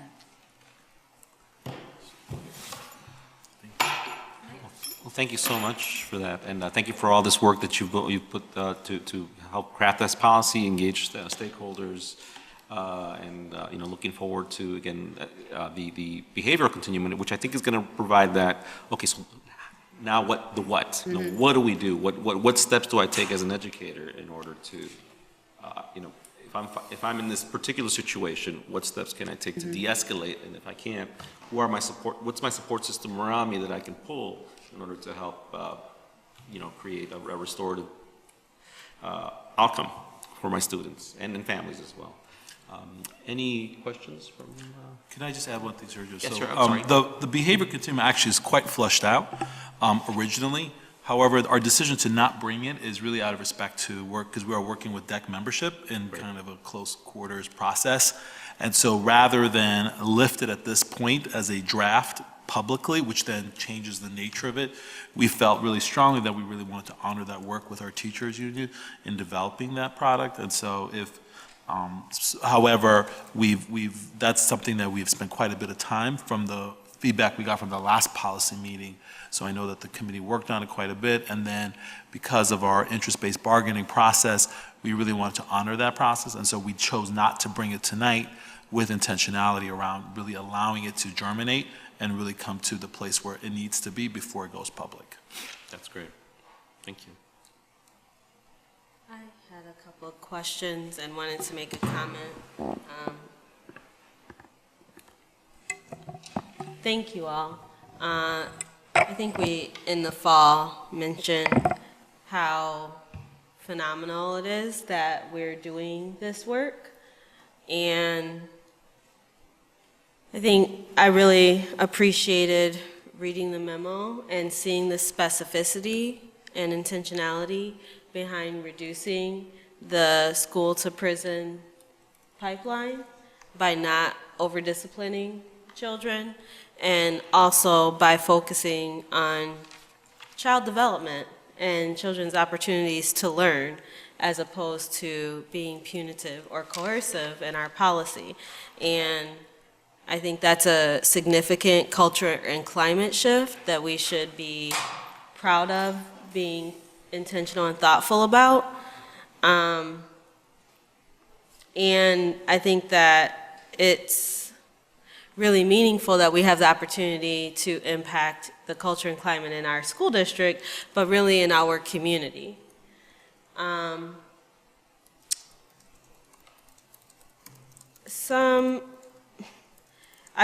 The questions that I have are really around experiences that folks have communicated that they're having. And I hear that some of the experience that folks are having with us making this shift as a district is simple. unfamiliarity, like just not being familiar with this way of thinking. It's not embedded in our larger culture. It's not an experience that most of us get to have in most of our relationships, like our employer relationships and the street cleaning ticket relationship. I mean, there's many ways that we engage in punitive exchanges with institutions. I think it's unfamiliar to think about relationship building and child development and human development in relation to harm that gets created. I'm curious, there's been a specific instance that someone shared with me about their child where what they were experiencing is that our shift to focus on restorative work was, rather than a shift away from a hostile relationship with some students, it was a shift towards a passive relationship with students. So when they were sharing this story with me, what occurred to me is that the opposite of love is not hate, but it's indifference, right? And so the opposite of punitive is not necessarily passivity. The opposite of punitive is loving accountability. And so what this person was expressing to me is that their child felt mistreated, and their experience was that their child was being held accountable, but they were not feeling like the harm that their child had experienced was being acknowledged, while they didn't feel that the children who were harming their child were being held accountable in any way. And I feel like that's not an isolated story. I've heard this story over and over. So I'm curious about how this is not being used as a policy of passivity, rather instead a policy of loving accountability for all of our children and adults. So I guess that's a long-winded question. I had one other, but I'll start there. So I agree 100%. I think that the space that we have been in at times, do you think that restorative means you just talk about it and it goes away? And that's not true, because everybody has feelings. And part of learning more about a restorative culture is there's a couple pieces, right? Being able to have a space where a parent can tell the teacher or the administrator that exact thing. I think a huge benefit that kind of ties in with the policy is that behavioral continuum and being able to clearly communicate to parents so they know what to expect, right? There shouldn't be surprises. You know, if this is the behavior, this is what you can reasonably expect as an outcome for students who have caused harm and for your child who may have experienced harm. And so a huge part of restorative culture is not saying, well, I talked about it to you once and now we're done. It's about, we continue that conversation until we know that you've learned that lesson and that you can model the expected behavior. And so I think that that's going to be a huge lift that we have to do across the district of really kind of helping people understand. Like I can say, for example, we had some kiddos that had an issue at school about a week or two ago, and the kids are like, well, you didn't do anything to them. It's like, this is what we're doing, right? We're having a circle, we're talking about it, you're figuring out how you can fix it. The other person has the opportunity to tell you, that didn't fix it for me, and I'm still upset because. That's how we start repairing the damage, and it's really hard to shift that mindset because that's not the mindset that, to your point, right? Like, that's not the type of system that we have in general in life. And so really trying to shift that mindset and being able to clearly communicate, this is how we fix it in the classroom with the teachers. This is how we fix it with the lunchroom supervisors at recess and in the lunchroom. This is how you fix it when you come to Mrs. Plaza's office if you've had a tough time, right? And it's that constant consistency that helps alleviate some of it, not all of it, right? There's going to be people who still feel upset, but then providing them that space and opportunity to say, I'm still really hurt because I can't fix it if I don't know why. And so really trying to make that shift, as educators, as parents, as kids, that's going to be our big lift next year, of really kind of figuring that piece out and helping clearly communicate that to everybody so that those moments are going to happen, but we then giving people the language to say, this is what I still need to make this better for me. Yeah. And we start with the authentic relationships. You're right, I can't love you and expect you not to do anything. As a parent, as a teacher, as an educator, like my expectations are high for you because I love you and this is how I'm going to support you in order to do that. So there is that loving accountability there. And it's also with restorative, it's not what I'm doing to you. It's not I'm giving you a consequence. It's what are we doing together to restore the harm. We see in research and districts that do this and do this well, a decrease in recidivism, repeated instances because they've actually learned the lesson because they were part in creating their own logical consequence. So you do see a decrease in that, which is the point of discipline, right? Is like to get them to not have this situation again and learn from it. So we do, that's our aim, that's our goal. Am I close enough to, I feel like I'm loud. Thank you. I had a couple more questions. So the other question I had is, how we are collecting data, right? So ideally, there are any number of opportunities to have a very quick, right, like conversation, restorative conversation about the choices that someone is making, if those choices have been harmful or not. How do we collect data to know, are there some children who are constantly, all day long, having restorative conversations, and maybe those children still feel a level of exclusion from our system, right? Because part of the concern initially with the disproportionate ODRs and suspensions was that it was a level of hostility where some children felt like the way they were showing up was not acceptable. Some families felt the way that they were showing up was not welcome. And so I think, having responsive conversations all day long could also lead to a feeling of like, can I breathe? Is how I walk down the hallway harmful? Do we need to restore that too? So I wonder, are we collecting data with like how many times children are doing restorative conferences and responsive circles, et cetera, and so that we can track that drop in recidivism. So I think in the restorative practice plan that was presented last week, Teresa and Megan talked about that tier 1 shift in culture. So to your point about restorative conferences, in terms of the data collection around that, number one, you wouldn't necessarily, there is going to be data collection, so it's really important whether it's related to instances of racist acts, violence.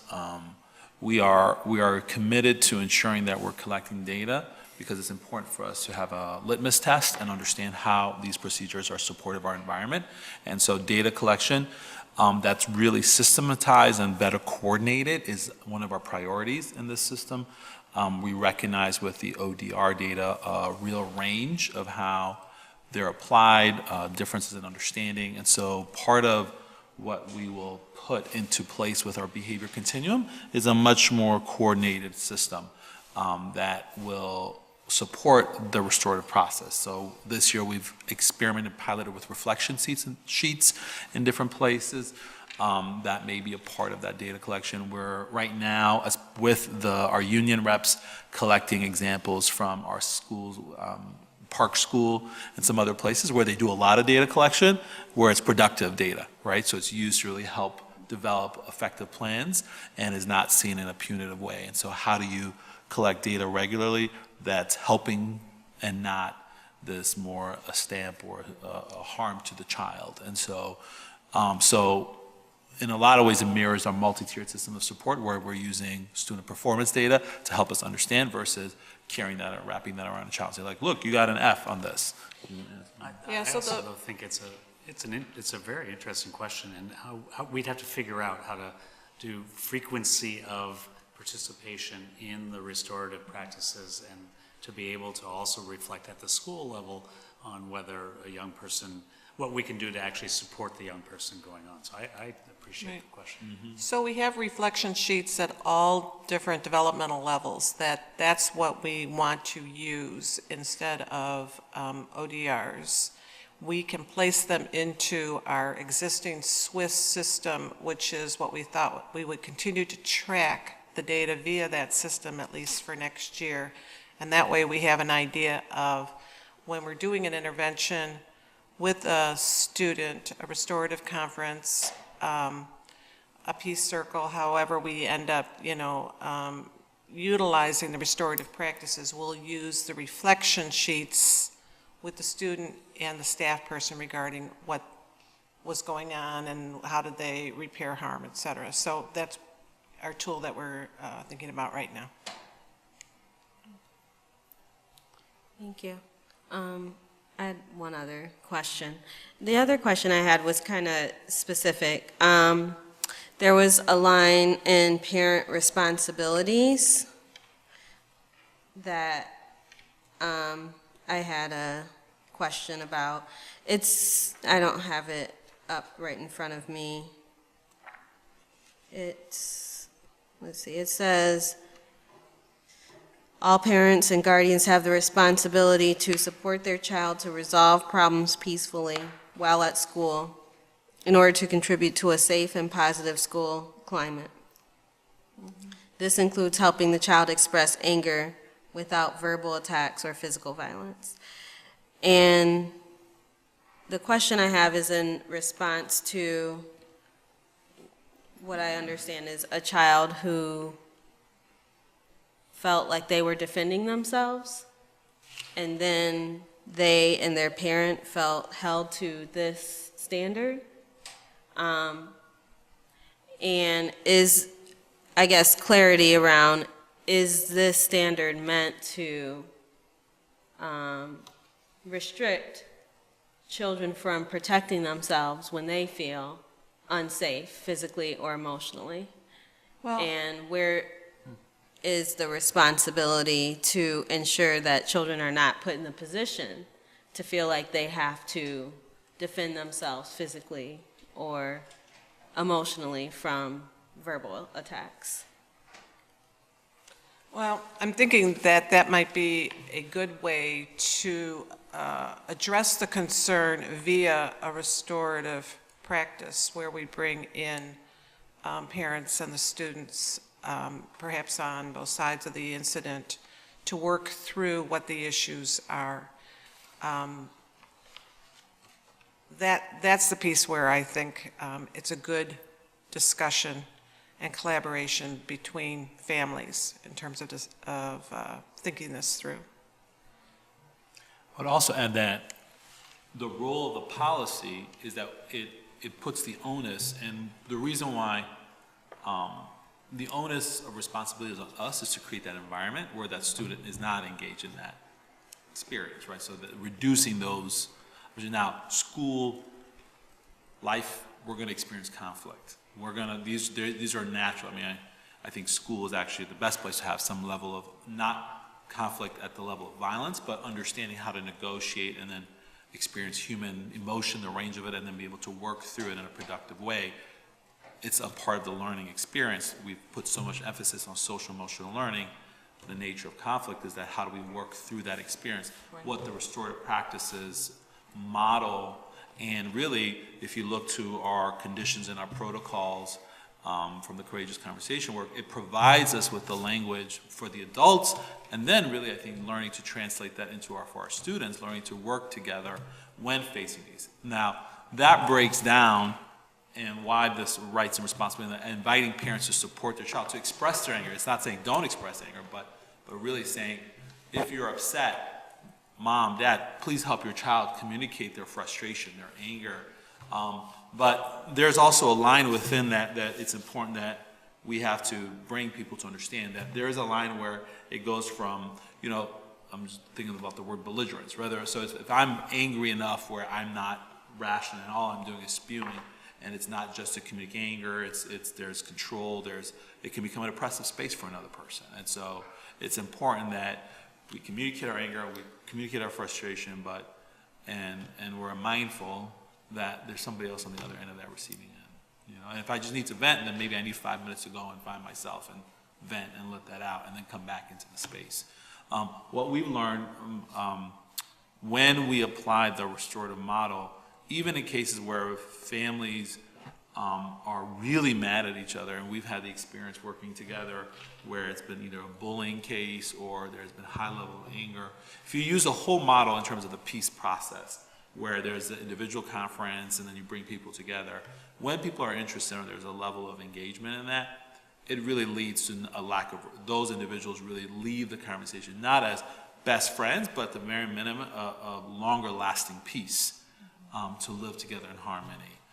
We've seen that there have been 2 instances in the last year where it's like we've been fighting since kindergarten or 3rd grade, and those cases for older students have reduced. Thank you. I have some rather in the weeds questions, so I apologize in advance No, for please. getting the details. This is helpful. But and actually not to start with this, given what I just said, but medical cannabis. If a student has a prescription for medical cannabis, it says that it's prohibited still at the school. I'm assuming like if a child has epilepsy and was prescribed by a doctor medical cannabis, and knowing how things are, like the law is changing, why that would be listed as a punishable offense. So Mary Larson is not here, and so I think that would be something that we would review. And if somebody came in, and typically Mary Larson is really assisting us, and so I think that's something that we would explore.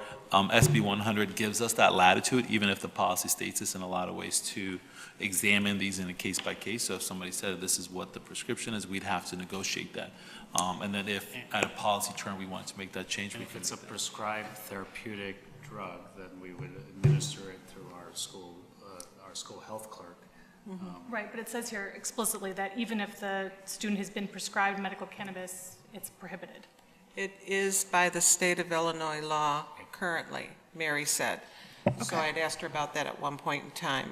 Now, this may change, but that's. The law says that the child can use it, but the parent has to administer it. That it So can't like- be administered at the school. Correct. Yeah, so like on field trip, or if the parent comes to the school, they can administer it. Okay. I still have a couple of other ones, sorry about that. The other question I have is, it couldn't be more opposite, but, this is really heavy, but thinking about children who are involved in gang activity, to see that on a list of, very ordinary type of infractions, I just wonder how we differentiate the response that we have isn't, at the school level when we suspect there's a child that's involved in gang activity. So that's in the policy, not in the behavior continuum. Okay. So the behavior continuum, we don't have listed there yet, as Anjali was saying, we haven't released that yet because we're still working with that in subcommittee. But the behavior continuum has a very different response, and it's a leveled system. I think it's 5 levels that go, from instances where we would work with the student, the classroom teacher would, to an administrator or potentially an SRO being involved. Were you referring, just to be clear, Lindsay, to in the discipline policy under number 15? Yes. Okay, where it mentions gang activity. So these are the list, the way this is, and this is our legal team helped us understand. So essentially, we have to identify prohibited conduct on a school property. It's not to mention what is the consequence related to this, but what are the things that are not allowed in a school setting from a legal perspective? Okay. Understood. the last question I have in this vein is just number 17.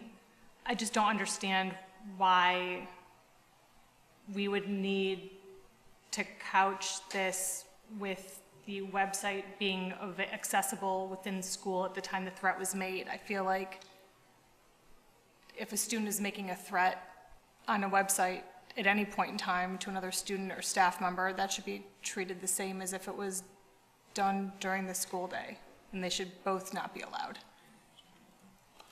So, in my understanding, and the use of technology, the district's technology for the purpose of this, versus each case has to be assessed in terms of impact, but a person using school-based technology, again, council is not here, so, but they would be where I would go, but based on my understanding in terms of a discipline policy, when they're using our school-based technology, so there is the clause around, the issue around the actual threat itself, which is unacceptable, whether it's during the day or at night. What this is speaking to is that using the internet, in terms of what I understand in terms of the school time, it's also a disruption to the school environment during that very moment, so that could create a greater level of impact to disrupting the community, right? So SB 100 would say, okay, what was the threat impact? What was the assessment? What was the impact of those actions in terms of disruption? So if a person at night gets on the computer, makes a threat to an individual personnel, and that goes straight to that person, right? So then we would assess, okay, is that a credible threat? Is it a joke? What is the nature of it? Now, if I'm sitting in a classroom with other students and I make a threat, everybody sees it, oh my, so there's the impact of those actions are, the intent may be the same or whatever, but the impact in terms of who gets to hear the creation of a safe environment is significant, whether if it's one individual who's communicating back and forth versus now I'm in a classroom and everybody sees it, or I'm off task. So these are just, what I'm sharing with you aren't necessarily like exact rules, but more the types of things that I think you would begin to think about in assessing what would be the consequences or what would be the steps that you would look at. What are the things you would look at? Okay, that makes sense, I think. Thanks. Can I? Along with that, I have some questions about specific. Cindy, can you use the microphone? Oh, I'm sorry. I had some questions about specific activities that were listed. And again, these are things that are listed and defined as gross disobedience that could result in exclusionary result for the student. So that's why I think it's worth clarifying and ensuring that we want these activities listed as gross disobedience. Number 4. And I had raised this before as in this one, it says, using or possessing a two-way radio, video recording device, and/or other telecommunication device unless authorized and approved by the building principal. And I know previously it said cellular phone as well, so I do appreciate that was taken out. But still, I think this is, a cellular phone is still a telecommunication device. Again, I think just for the reality of how things are in this day and age and in this community, there are a lot of middle school students who do have cell phones. And while I understand we don't want them to be using it during the school day or in class, I do think this might be overly broad to be considered gross disobedience. And so I think it's worth But either it says specifically in here, it says gross disobedience or misconduct. Right? So it's not saying that it's one or the other. It's saying it's on this list because it's described as the nature of misconduct. So a misconduct, so it's not giving us what are the consequences from here, but these are again, we attempted to start to move some of these, but we were advised to put these back. Because of the misconduct? Just because it falls under misconduct. Now, what you do with it, the nature of the act itself,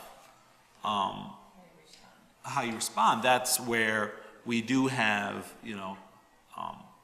our restorative practice process, like what was the impact of that? So, so I think that changes the response, but it is in terms of our school policy and code, across the state, that is something that, in speaking with council and looking at current, we used, it's called EdRed, our, from in terms of educational policy from the state. We use those to help guide this, and so I would be cautious without really even further of removing these out. I mean, to remove some of these. Okay, then. I mean, we got the recommendation last time we reviewed it, so I'll say this. It was not ignored. The recommendation was not ignored. It was vetted, it was identified, and the decision was made that it should stay there. So that's why it stayed there, given that the actions that respond to it would be there are going to be very few and far instances where the actions, and that would be vetted, so it's not going to have what do you call it, impact in a negative way in our environment. Okay. All right, then I don't need to go through the rest of my questions. Thank you for that. I do have other questions, but if there was something related to what's already been brought up, I can. Another question I had, and I know that I did bring this up, and so I apologize that I don't remember what the answer was, so I'm just going to ask it again. We do have language in here about discipline, basically suspension from bus riding privileges, I assume for misconduct that happens on the bus, and that could be longer than 10 days per the policy, the bus riding exclusion. My concern is where that might effectively result in suspension from school if the student has no other means of getting to school. I know I brought it up, I don't remember what the answer was. How are we ensuring that that doesn't happen?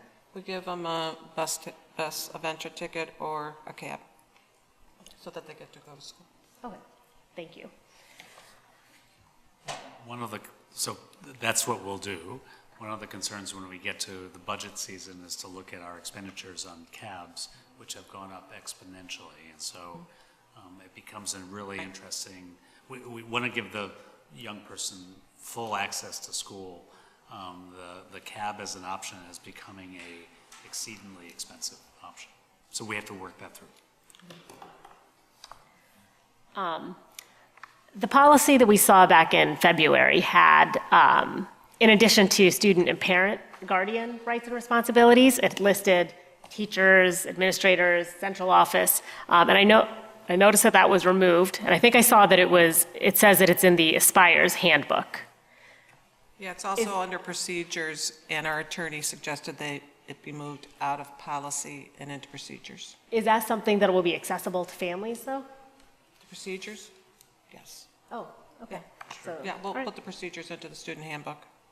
The student handbook that goes home, and I don't know if we have it in there, I think we have it in the Aspires handbook too, but the procedures that goes home, the student handbook that goes home in the fall to all parents, we'll place it in there. We'll have all that, okay. And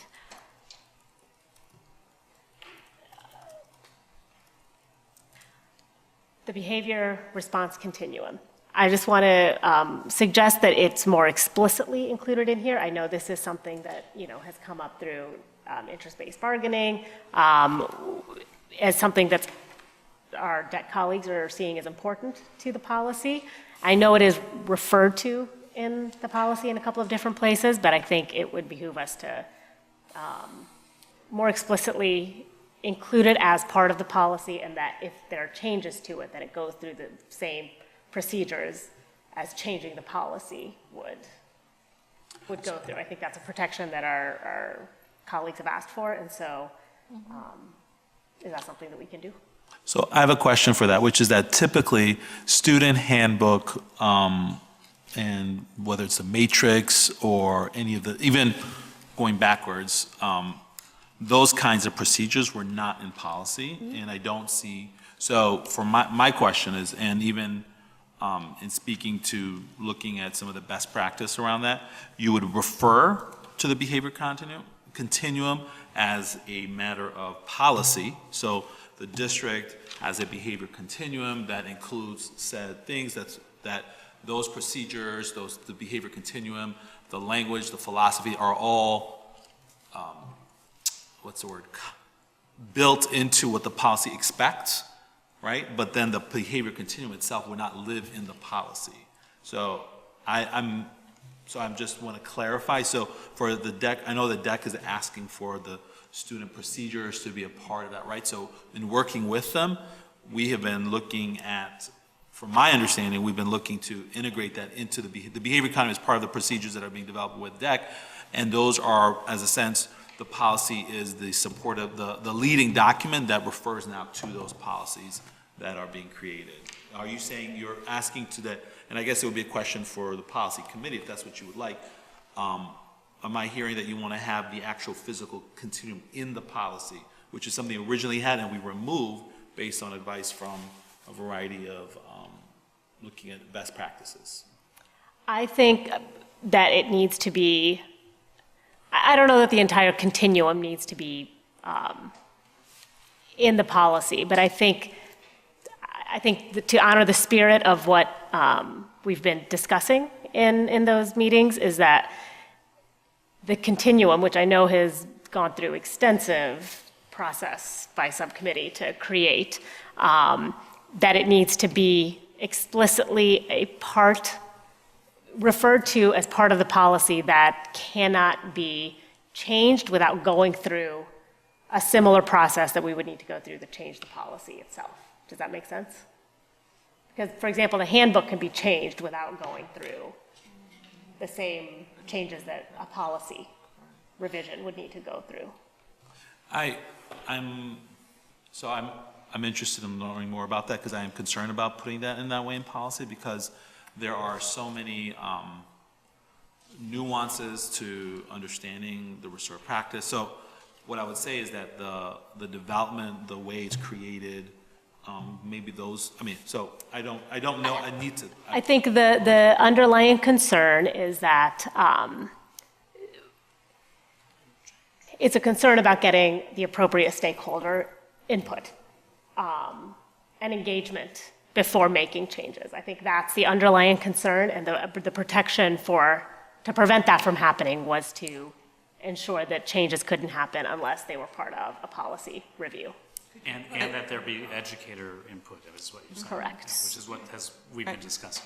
Because because one of the things, and I think this is referred to in the procedures, I think the parent-teacher advisory, which we don't have right now, but I think per state code we are supposed to have, and that is supposed to annually review the policy, review any changes, make any recommendations, whatever, and that would obviously have DEC representation on it. Correct. And so I think the concern and the interest is in having the behavior continuum be a part of that kind of review if there are changes made to it. Yeah, I think. Explicitly say in the policy that not embedding the continuum, but explicitly say in the policy that, because you're referring to the continuum, that changes to the continuum would go through the same parent. Right. Exactly. I think that's fine. I don't think the entire continuum needs to be in it. But I think we could do that. Yeah, the behavior continuum, placing it in there, the only hesitation that I have with it right now is that it relies very heavily on our restorative practices. And we're initiating our policy in the fall when we are initiating all of our restorative practices district-wide work, right? So it's kind of like building, the plane as we're flying it. We're going to be starting something really exciting. We're going to do training that's going to happen in both in the summer and in our institute days. But I don't know that I want to put at this moment the policy in that is saying that we're doing certain things until we do all the training that has to happen for those things, which happens in the fall. And we want to test out how some of our things are working, because there's going to be some things that are very new. And I understand and respect that, but I do think that, again, in the spirit of what has been discussed, and I think, this is a question then to go back to the DEC colleagues that are on this subcommittee, but I think the understanding was that that would be incorporated as part of policy that would be subject to, that would be incorporated as policy before we adopted it. So I'm hesitant to move this forward unless we can have some sort of language that codifies the continuum. Even if it is something that's still a work in progress, I think that's probably okay, but I think we need to. Aren't there two things you're asking? One is to codify it, and two is if there are going to be changes, that it would be subject to review by either pertinent stakeholders or by... Well, by that committee that is still to be created, the joint parent-teacher policy committee that's, discipline policy committee that's required by state code. So maybe on the last page,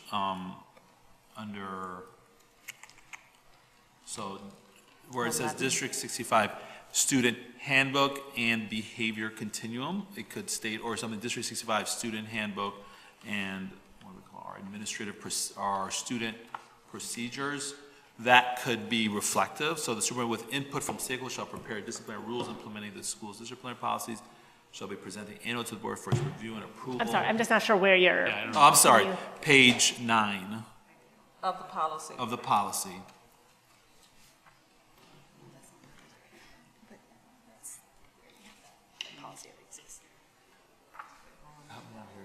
Okay. What's that? So it's. Where is that? But the student handbook, this doesn't go through the committee, the discipline committee. Say that again? There's a discipline committee, like a parent-teacher, that's supposed to include parents, teachers, board members, administrators, that's required by state code. Yes, and we need to start that. And we need to create that committee. The student handbook, as this is written, the student handbook doesn't go through that committee. And I think what I'm suggesting is that we need to create language that ensures that this whole policy, including the continuum, goes through the committee before there are any changes. I'm agreeing with you. I'm saying that this may be a place where we can update the language to be Okay. reflective of that. Okay. That's what I'm saying. Or if you're agreeing, we can, rather than wordsmith it here. Yeah, I'm not find a suggesting we do place that, in yeah. the policy to actually put that. Yeah, absolutely. Okay. That's all I'm saying. Yeah. Okay. Yeah. So even in the student handbook, including district disciplinary policies is included as well. So that would be the behavior continuum. Right, but I think it also needs to refer to this parent-teacher Yes. discipline Advisory, committee, yeah. which it doesn't currently. And I'm not sure that the handbook necessarily needs to go through that, although it probably is a good idea. Well, we like to use a racial equity impact assessment tool as part of our student handbook review every year, and the discipline committee can be a part of that, as we did last year, Yeah. and we did this year for our process. Great, thank you. So we'll figure it out. Any other questions? Yes. Don't go any further, this way. Thank you all for this. It's obviously very thorough and complete, and I think the couple questions I have are on a few different levels. The first related to the policy. I saw later in I'll call them the procedures, yes, the student conduct procedures, a component around evaluation and monitoring of, and you also mentioned like metrics here. I would propose to the committee that we include at the policy level an inclusion of codifying again evaluation. I mean, it says here every 3 years.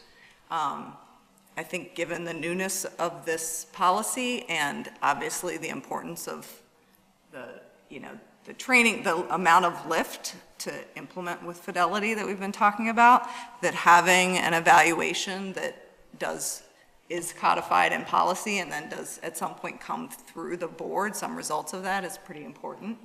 I don't know that I would say after 3 years, but given the newness of it, but if that's, I don't know where the time frame comes in the procedures, if that is something that we came up with or came from some other rationale, but it feels to me that given the board has oversight of, the safety of our children, and that this would be something that the evaluation of that and the implementation of it should come through at a board policy level.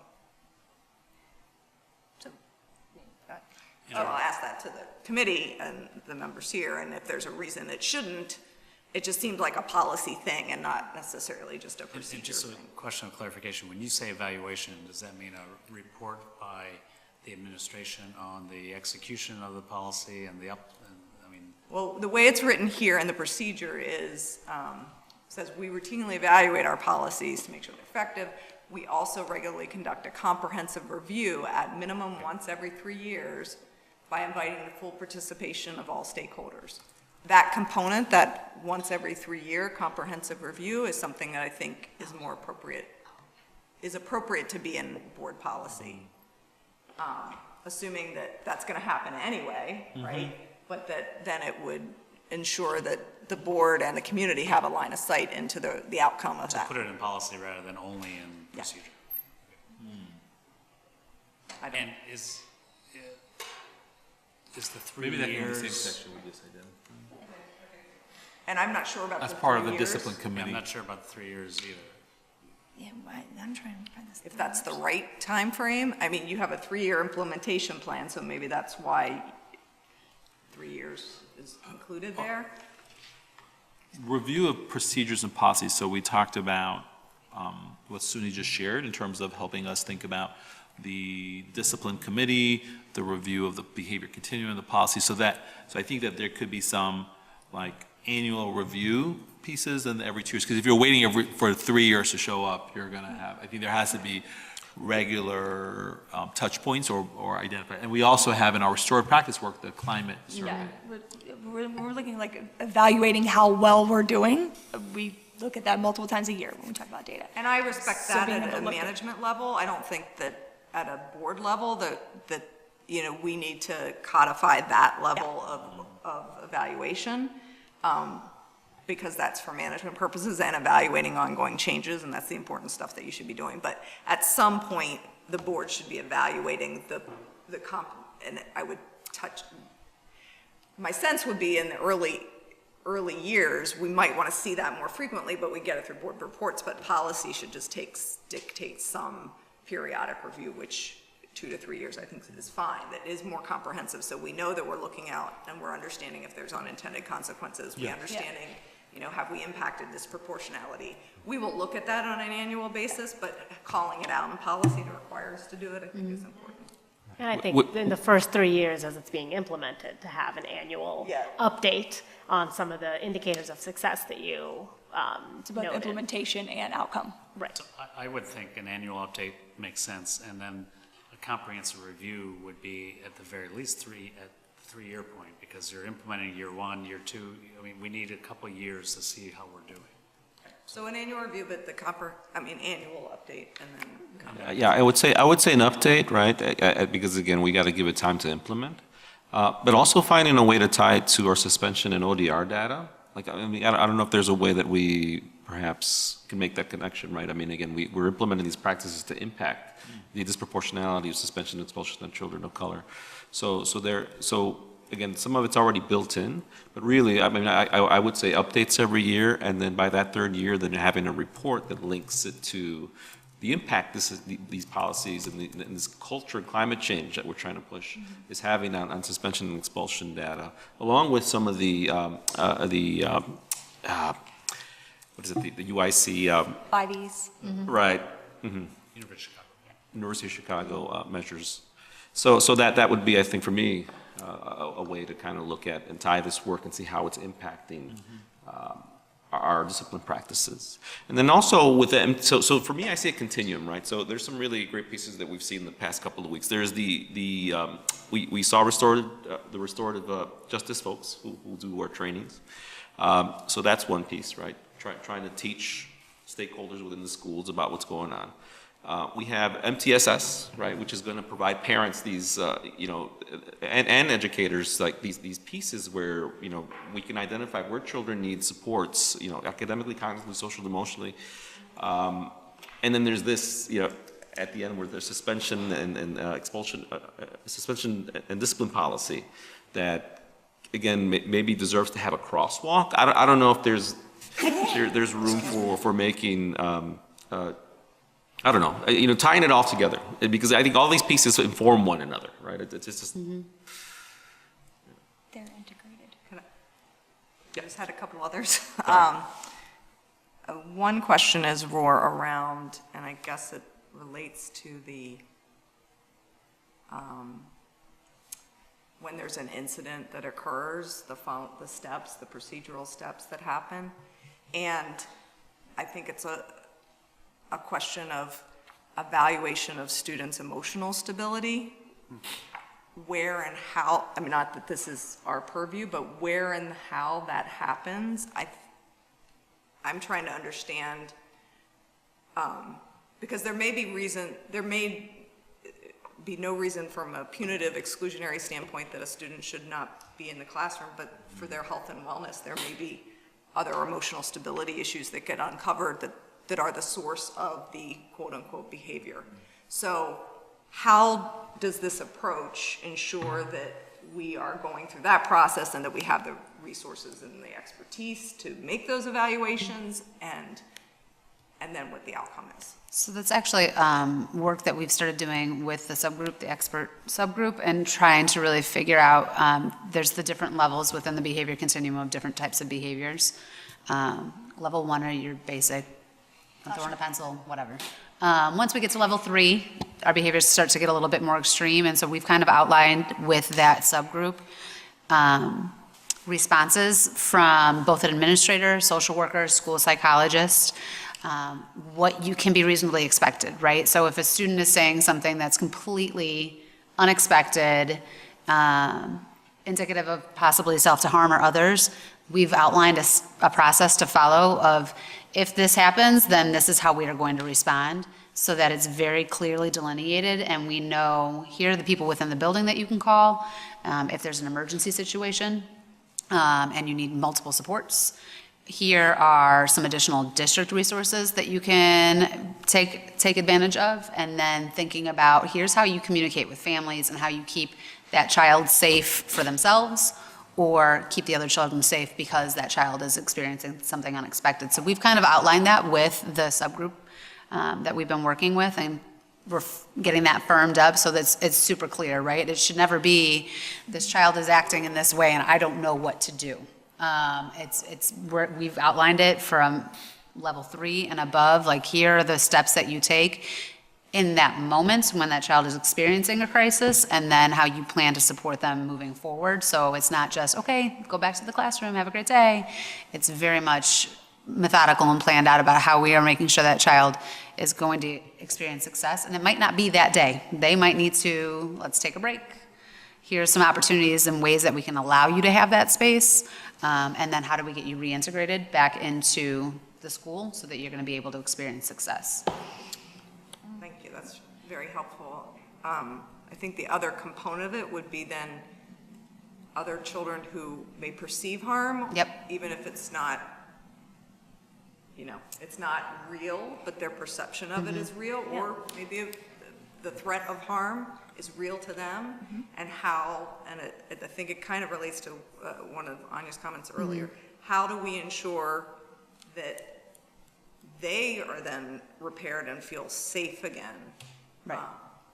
Yep, and that's part of, I think, the professional development that we'll be doing as well, to really help people walk through that and make a plan per school, right? Like the Orienton population, it looks different than Walker, or, so how are we at our school going to address this situation from the child who's experiencing a crisis, the other children who are seeing someone experience a crisis, and not just a behavioral thing, it could be a medical crisis, they're all different kinds of issues that come up in the building, and so really being purposeful of thinking about how do we support all of them, because everybody is impacted when there's an issue in the building. And there would be you said it speaks to communication with families, parents, and consistent ways of communicating to both, the community of the classroom as well. Yep, with respecting respecting the students' privacy as much as possible. It's, we've had issues before at Orienton, something unexpected happened today. I'm not going to tell you the child's name, but this is what happened. Your child may come home and tell you or ask questions. I'm available, my social worker's available, but always informing. So parents know what to expect when their child might be coming home if something big happens that child might be having a hard time processing. And then we have different protocols that we use with our social workers and things like that everybody across the district utilizes, so that it's very consistent. Giving the space for students to debrief and really understand what happens and just being transparent. And staff too. Staff to debrief. And Kara as well. I'll leave that to you. Thank you. I mean, in the world that we are in now and social media and, you know, it takes much less time to change stories to change and also for information to get out there, that we need to make sure that parents understand at least the level of communication that we can provide, that they're getting the accurate information. So I feel like that's important. And let me just underscore, the accurate information and trying to be as responsive as possible, as quickly as possible is important, while still preserving confidentiality and the names of students that might be involved. And then my final point, because I think I brought this up before, is that there certainly is an intersection between this policy, because it mentions bullying, and our bullying policy. Yet we haven't spoken about that policy. In that policy, there's this paragraph that's just kind of inserted about restorative practice as a definition. If I were to read it as anyone other than a board member, I would not understand how restorative practices relate or intersect with bullying and or bullying prevention. And I think, and that, to me, it's also referred to in this policy, obviously. There's a lot of intersection there, and also, you know, because those instances, whether they're formal bullying or ongoing harassment or threats, however they're defined, are things that are happening over time. So the assumption is whatever restorative processes taken place aren't working, right? I mean, that if it in fact continues and becomes a pattern. So how do we manage those two issues, and are we planning on looking at that policy at all going forward? So what I would say is, were you finished with the question? Okay. Yeah. Okay. Sure. So the bullying, our policies around bullying, we have district procedures around investigation, and then in terms of how we're supposed to investigate, making sure that the principal is working with the social worker to make sure that there's a stop to the bullying, and then that's followed by a repair or figuring out what the next steps, a safety plan to support those students are put in place. In our behavior continuum, it mentioned bullying. It's one of it's in the continuum in terms of the levels of how do you respond. Each bullying case is going to be unique. However, across the board, there are procedures that everybody should be following to respond. A restorative process is an option only if, and when I say it's an option, it's not to say that it also automatically means you're bringing parties together, the person who feels like they've been the target of that bullying. There's a lot to cover there, and so that's not necessarily best practice nor recommended unless there's a real groundswell, and that's a productive space that the target feels safe. We have a similar model in our protocol around racism, anti-racist acts. So if there are acts of discrimination that occur, we are very careful about when we would bring the target of that hateful act together with the individual who's been the perpetrator of that. So I would say that in the policy it's identified. I think we could review, we did not take on updating the bullying policy. That was not in our focus, but I would say that it was included from what I remember, and I've got to pull up the behavior continuum, anything related to bullying. Yeah, it's bullying, and we describe it as bullying and cyberbullying. Yeah, and it is referred to as. Under level 3 is where it would come in. Okay. And then there are steps related to that. For a future year, I think because there are connections, we should probably take a look at the 7.18 would be in a recommendation maybe next year or wherever. That makes sense. Not that there have to potentially be, and we mentioned it, we're required to have a bullying prevention and response plan per that policy. Where is that available? Just the bullying prevention and response. We have an extensive plan that Andalib has on a website. We wrote the plan actually a long time ago for that. We have at every building bullying prevention that we do throughout the schools, different in some places. We used Steps to Respect in a number of the buildings, but it has developed more and more over time what we do. But yeah, bullying is something that we typically comes up this time of year.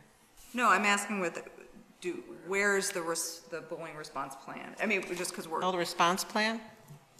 We're required by policy to have it. So staff have a response plan, and the administrators, and then it's also provided under our policy that we provide to the staff.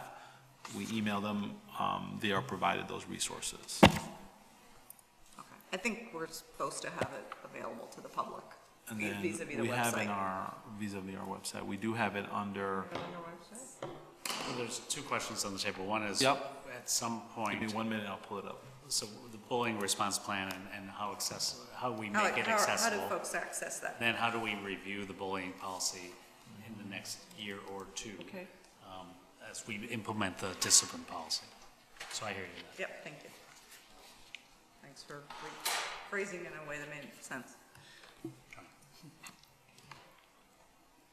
I just had one question and two comments.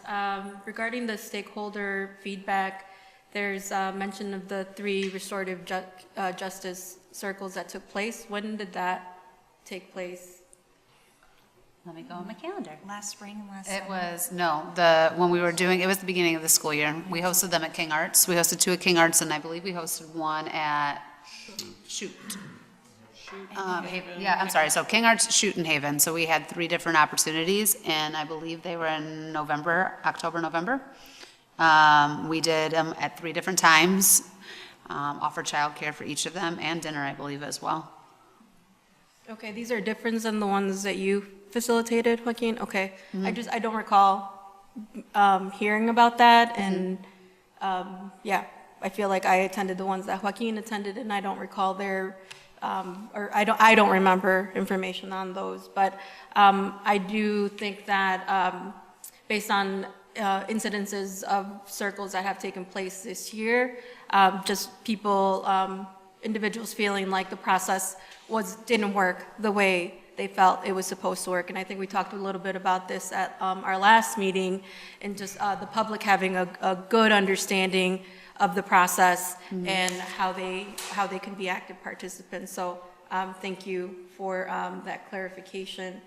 And then the other 2 comments is that we're missing student voices. So there's talk about community members and parents and teachers, but there were no students. And so I think you referenced the Essential 5, and hopefully we can get some information from that. But I think that student voice is very important. So anything that we can do to include them as part of the voices and the stakeholders in this work.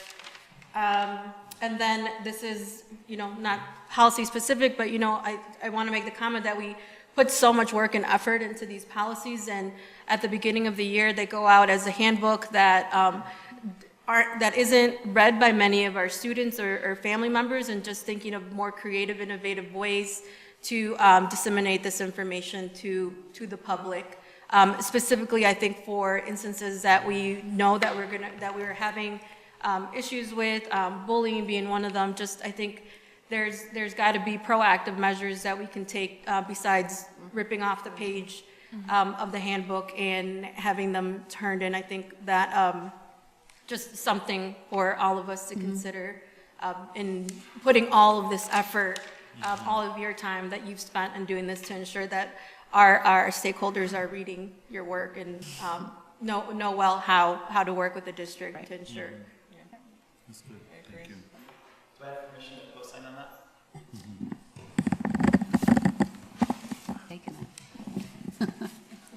I want to co-sign on that, Board Member Mendoza. The reason being is because when I was a dean, a student, a teacher, and a dean at CPS, I was required to go through the student handbook with the student body and also with parents. And it was leaps and bounds affording me not to have constant questions from students and parents.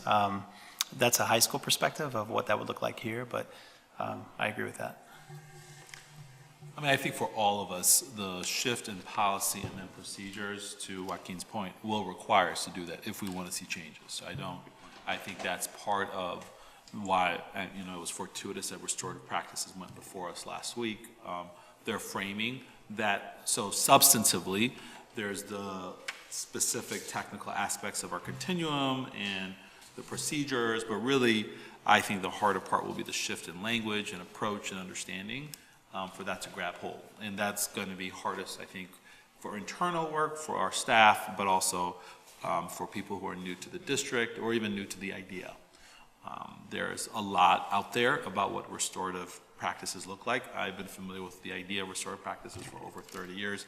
I feel like I still learn new things every day about how it's articulated, understood, how it's applicable into a school environment versus personal environment.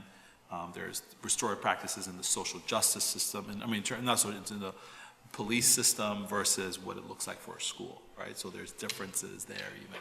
And so I think we are embarking, because of this policy, in a new pathway. Yeah, I just think it's important to consider our students at the forefront of that, because we do all this work for them. And I think having them understand why we're doing it and how this is really for their protection and a tool for them. I just think in how we talk, we often forget about our student voices and how they can be part of crafting and ensuring that this is ultimately going to be successful in 3 years. And we talked a little bit about that at our last meeting. Absolutely agree. Thank you. Before we launched writing the procedures, we really wanted to get student voice. So we started over the summer just talking with students from the 5th, 6th, 7th, and 8th grades, just asking them when things happen, you know, what would you like to see happen? Or tell me about an experience that you've had with discipline. Just getting some informal talks with them and really understanding, like, wow, what do they really, really need in order to be successful? So that kind of helped us in starting the behavior continuum of, like, what are the different ways that we can respond to students, both proactively and reactively. But yeah, getting more voice and agency with our students is. Thank you. Any questions, comments, concerns? Questions from the public? Come on up.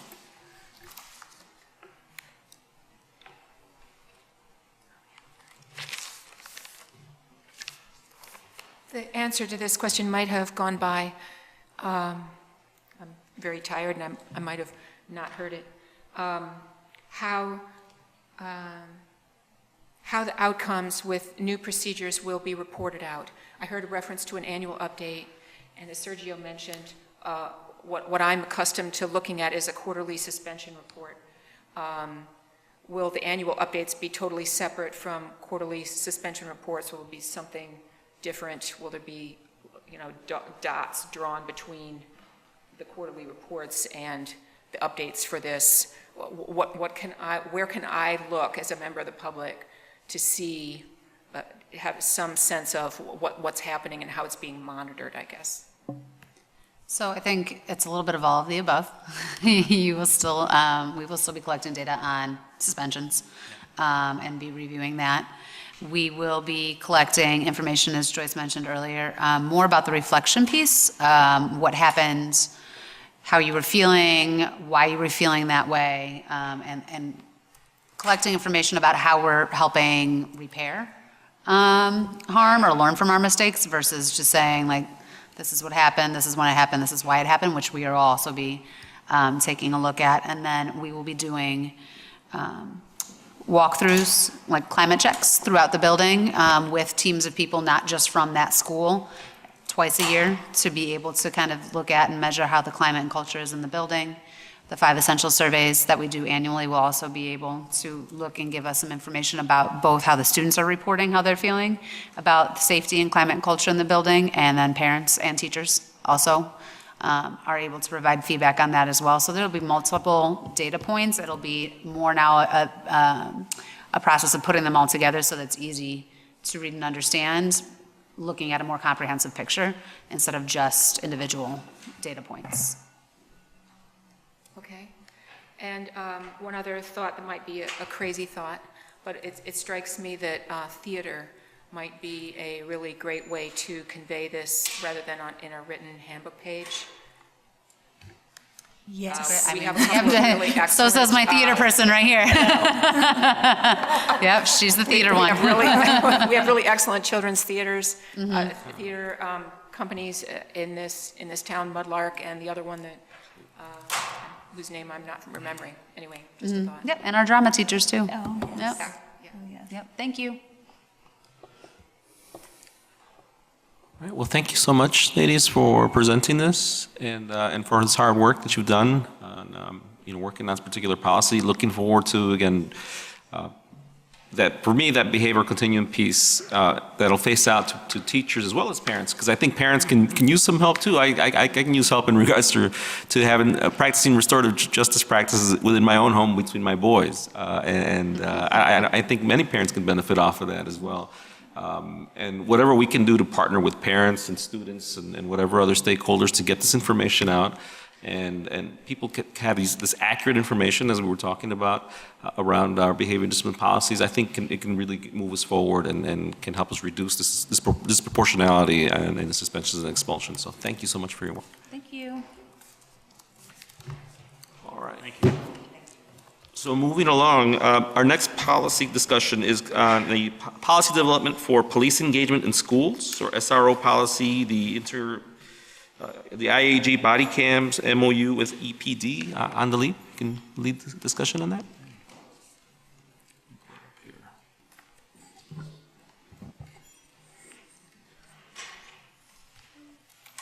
So first one, policy development for police engagement in schools.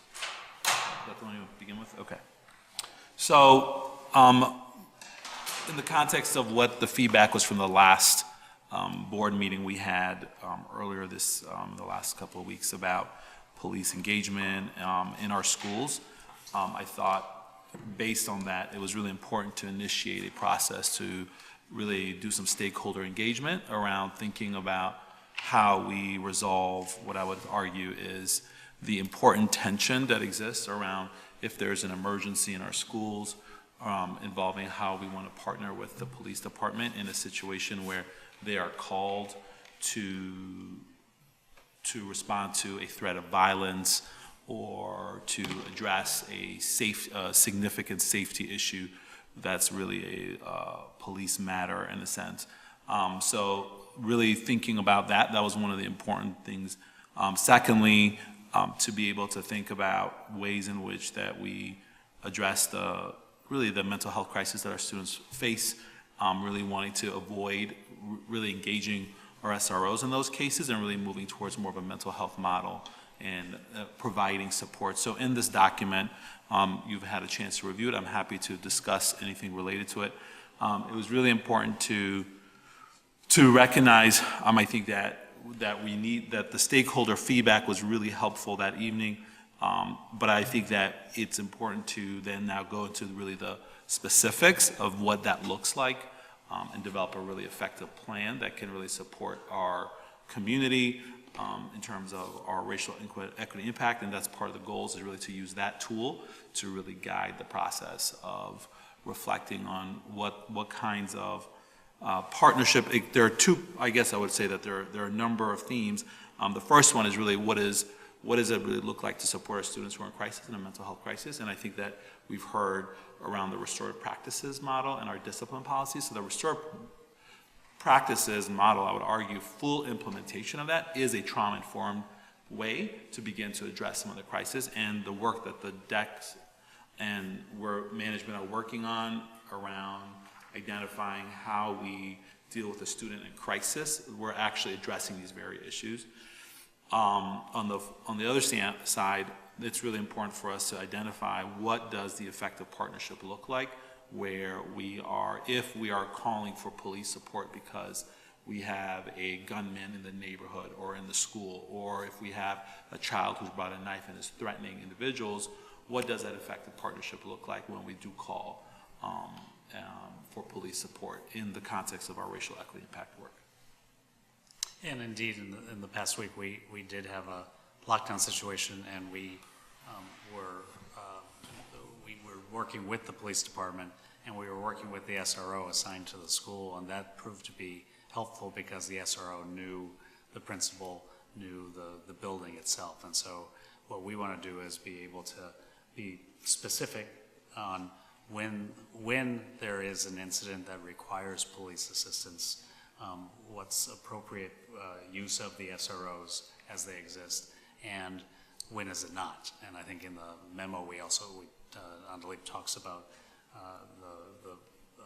if there's a perception that the SROs are handling specific de-escalation strategies that relate to a child's mental health, we're pivoting away from that. And so what we suggest, what Andalip suggests, is to do a task force to get clear on the specifics of SRO use and police use, to be very specific about in the interim of what we're going to ask the SROs to do and not do, and then to continue to work with Evanston Police leadership on next steps as well. Any questions, comments, concerns? I have questions. It feels like we keep conflating the need for police involvement in a crisis situation like a lockdown with police involvement in our schools generally. And I don't see why it's necessary to have an SRO relationship in order to then be able to communicate in the instance of a crisis. We have ALICE training that's meant to provide the opportunity for preparation for crises. So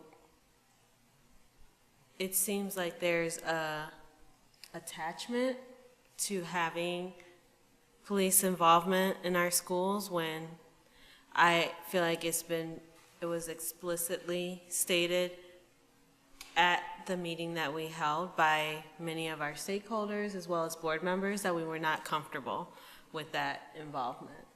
So I don't understand why we're conflating the two. It feels a bit like fear-mongering, like we need the police in the instance of a crisis. Well, I would expect for the police to be involved if we have a crisis at our school, and I think that there are methods of developing the necessary procedures and relationships in order to make sure we have that. I don't know that we need to have a daily, ongoing partnership with the police in order to do that. Can I clarify a question then? So my understanding is if there's a crime on campus, if somebody steals something, or if somebody is harmed, a knife, or if somebody is attacked and there is a battery that raises to the level of battery, these are legally, so there is going to be police involvement because either a parent may call and to call for police support or for a police response in a situation like that. And even in conversations that night, it was said a number of times, well, of course, if it's to this level, we'll call for police. So the lockdown example is one, but there are a number of instances where calling, it doesn't mean, so what we do in that case may be complementary. However, there's a situation where the police may be called or engaged in terms of interacting or responding to a school incident because it raises to the level, there are legal requirements. If there's sexual abuse between children, that does require a report, an investigation. If there's an 8th grader who molests a 3rd grader, God forbid, that would require a forensic investigation on the part of our school staff, from my understanding.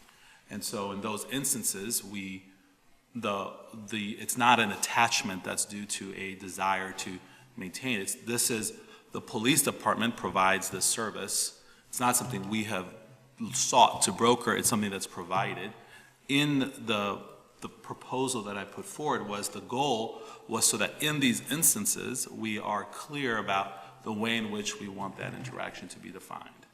And so then there's a real clarity about what are the types of interactions that are to occur. We want to be careful. I mean, so this is finding those best practices. The school resource officer program provides some best practices around that, so that we're moving into a really contained approach to the way in which, there are a number of opinions that evening as well, around the way in which that it's managed is really contained and protective of keeping the SRO process to a particular space, of not avoiding a situation where it's impacting the culture of the school, where it's really much more contained around the focus of that. So that's, the proposal was really to provide some context from the feedback from that evening, to be able to really vet through those. There were a lot of things that were said that evening, so I really think it's important that those are vetted through and really identified to be the most productive for us, our needs, within the framework of the racial equity impact assessment tool. I was just saying, I need to respond to your question. Microphone, please. I took our meeting as important listening. Like that was the focus of understanding the very deep and real concerns of the community. And that we now have to figure out how we operationalize that while holding under, like, the scope of what we would engage in SRO or the police in general is significantly diminished.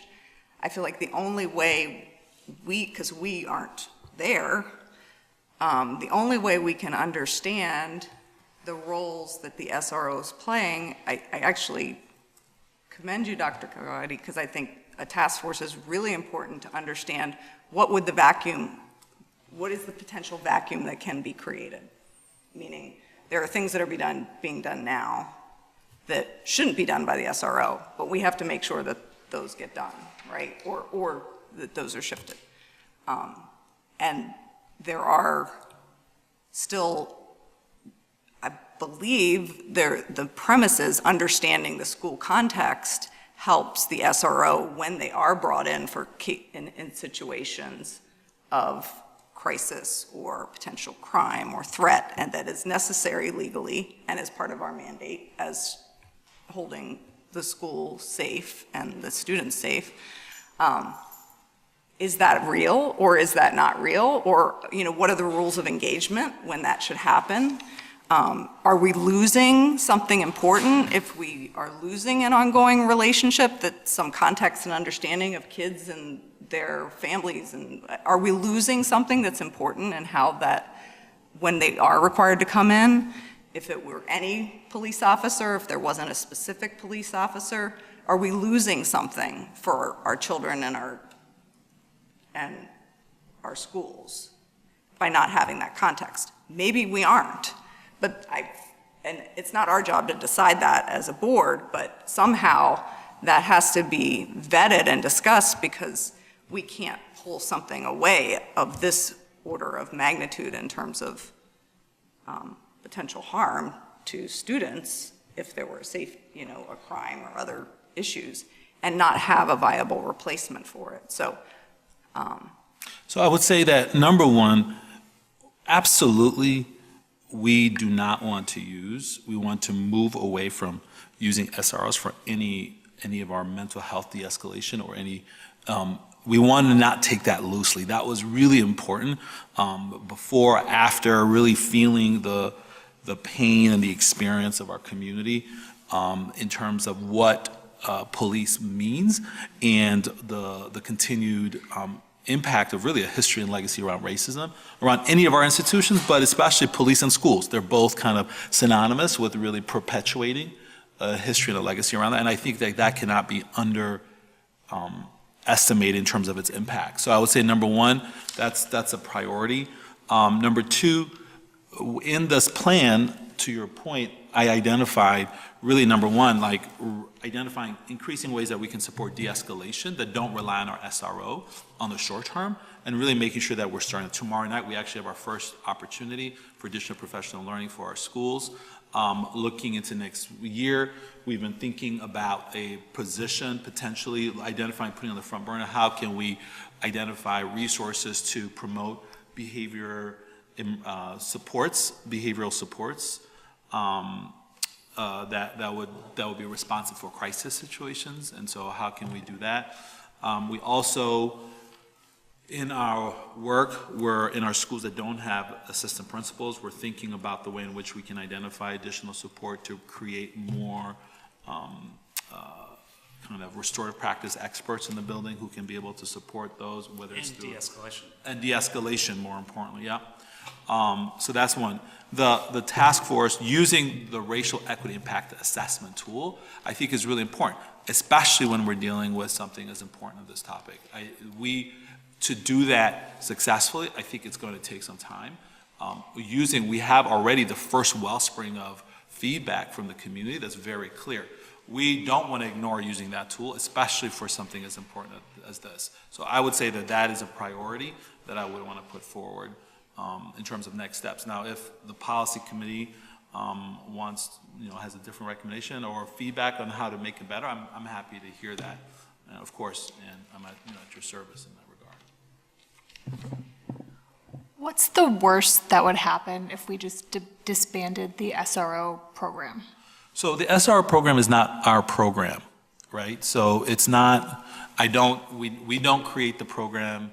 It's not a program that's ours. Who creates it? But we allow it. It's a city investment, right? So that's number one. The worst, so that's one. Expanded our relationship with the SRO program. We could say we don't want to engage with police again, and we don't want to have any interaction with the police, right? So then when your child, or if an 8th grader engages in a situation where there's a harm or there's a crime on a school property and we call the SRO, right? We don't know who's arriving.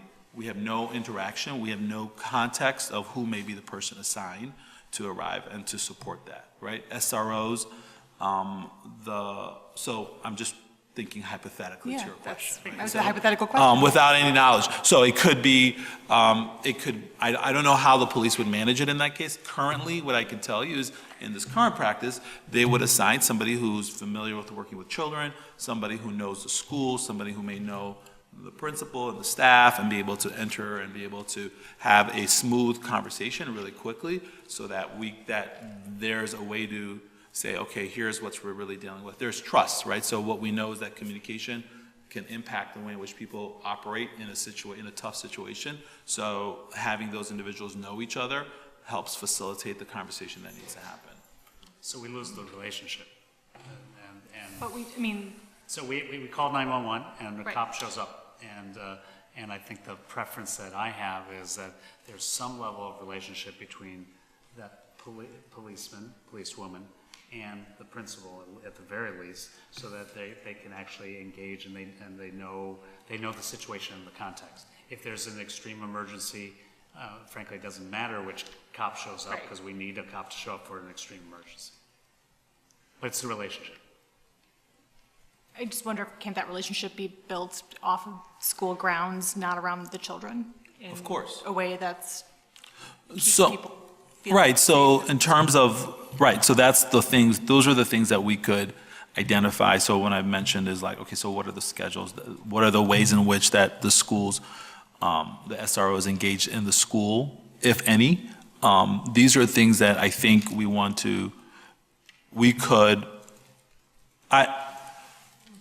I believe that a task force that involves police, a member of the police department, to frame the conversation, say we have received from a component of the community a very strong experience, reaction, heartfelt, emotional, frustrated response to the SR program.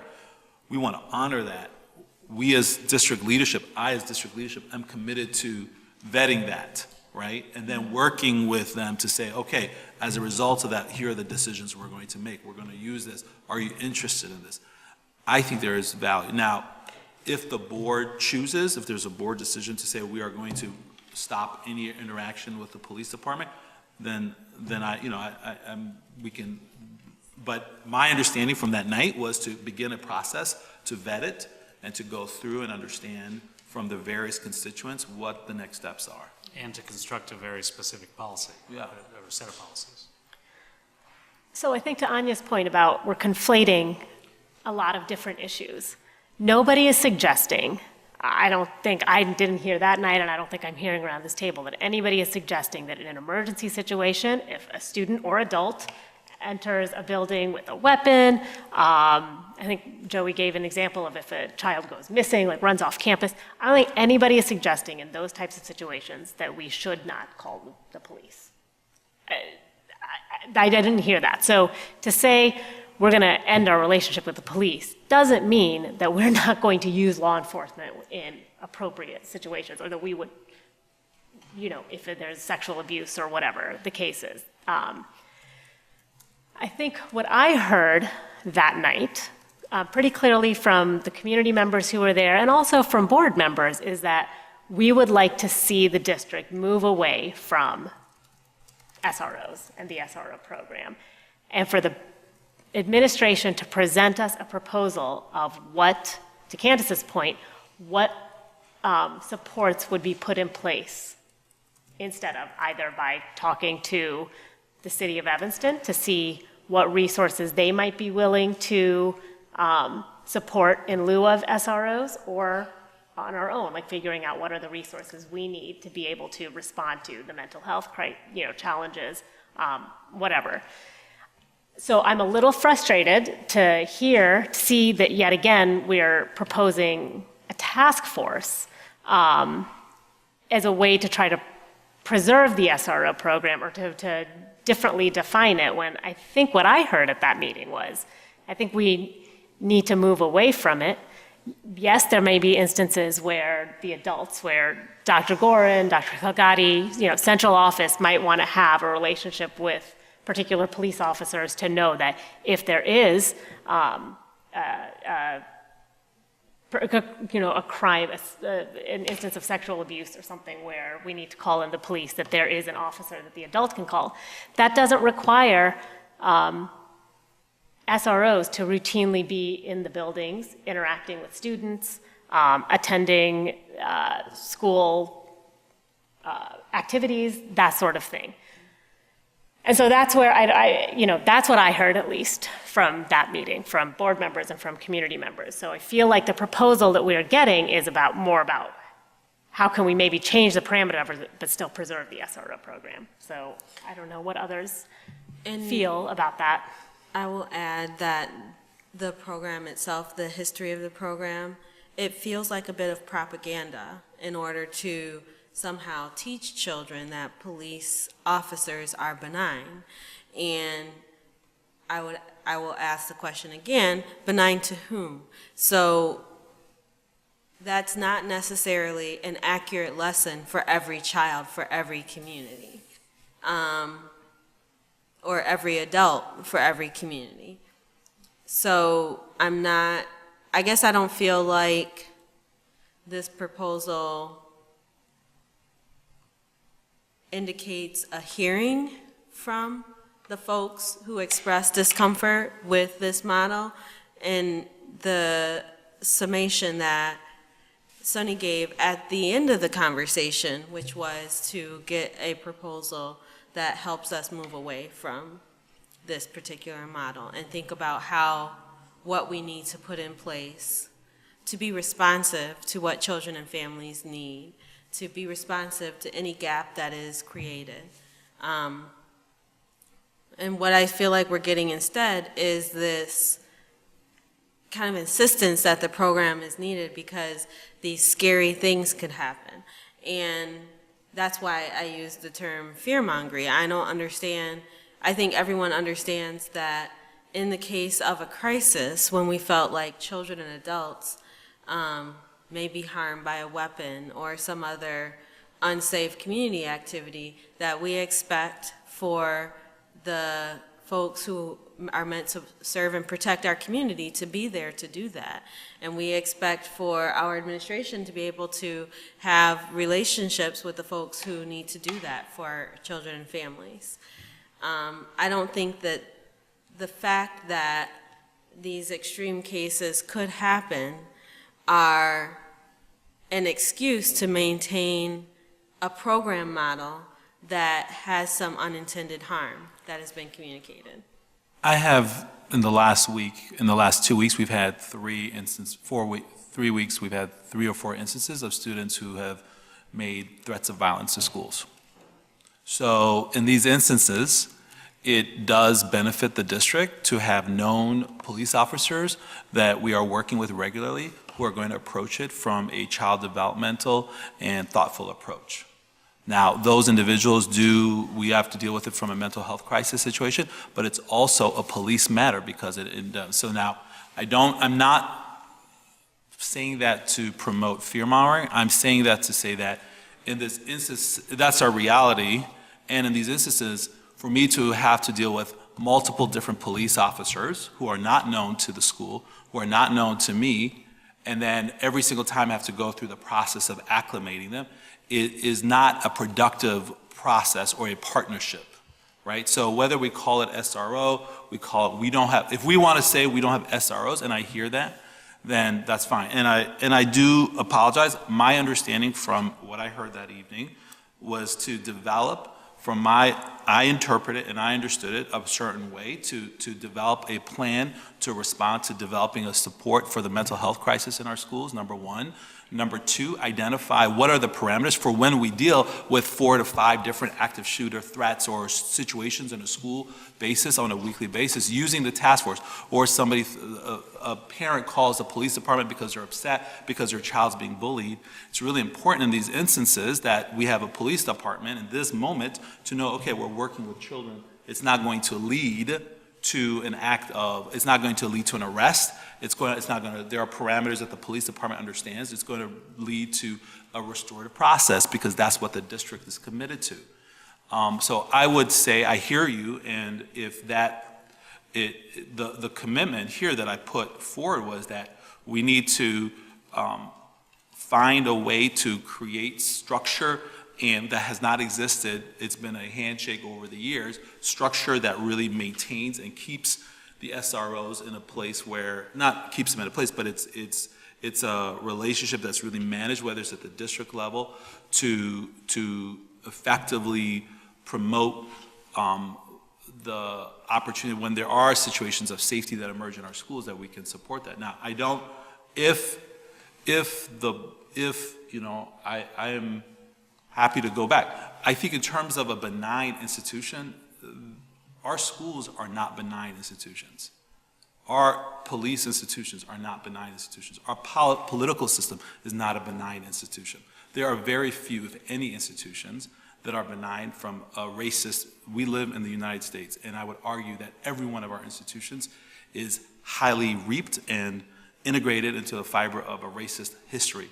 And what I would say is I hear that, and so what I'm asking for is just I will, part of what the goal of the task force would be to really identify what are the parameters around developing a way where we can keep the sense of fear or anxiety or promotion of things that come up, that those are contained, those are kept separate. So I respect that, and that was the effort that I was putting in here. But if I'm happy to redraw it and come up with a different proposal for the policy. I would like to see a drawing down of the SRO. I just don't believe that we need, so as we talk about living in a racist society and it being embedded in our institutions, the use of police officers in schools, kind of, for me, has been, as an educator, having been in schools that have had SROs, and it has been a way to cut costs as opposed to investing in social workers and psychologists and building staff capacity to work with kids. So for me, I think that I think has been a default across the country in the American education system, especially and disproportionately for marginalized communities. So I would want to see a plan where we wean ourselves away. We are not doing that here. I mean, I respect that, but nationally and what we're doing here are two entirely different things. But, okay. But at the end of the day, what is this? So for people of color, what was expressed that day is that we have a history, a very traumatic history with law enforcement, and particularly with immigrant families and black families. I mean, Our community to us, they bears that represent, there's, again, I want to trust police, but it's hard to. They're supposed to serve and protect us, and for some folks, they do the job. For a lot of us, they don't.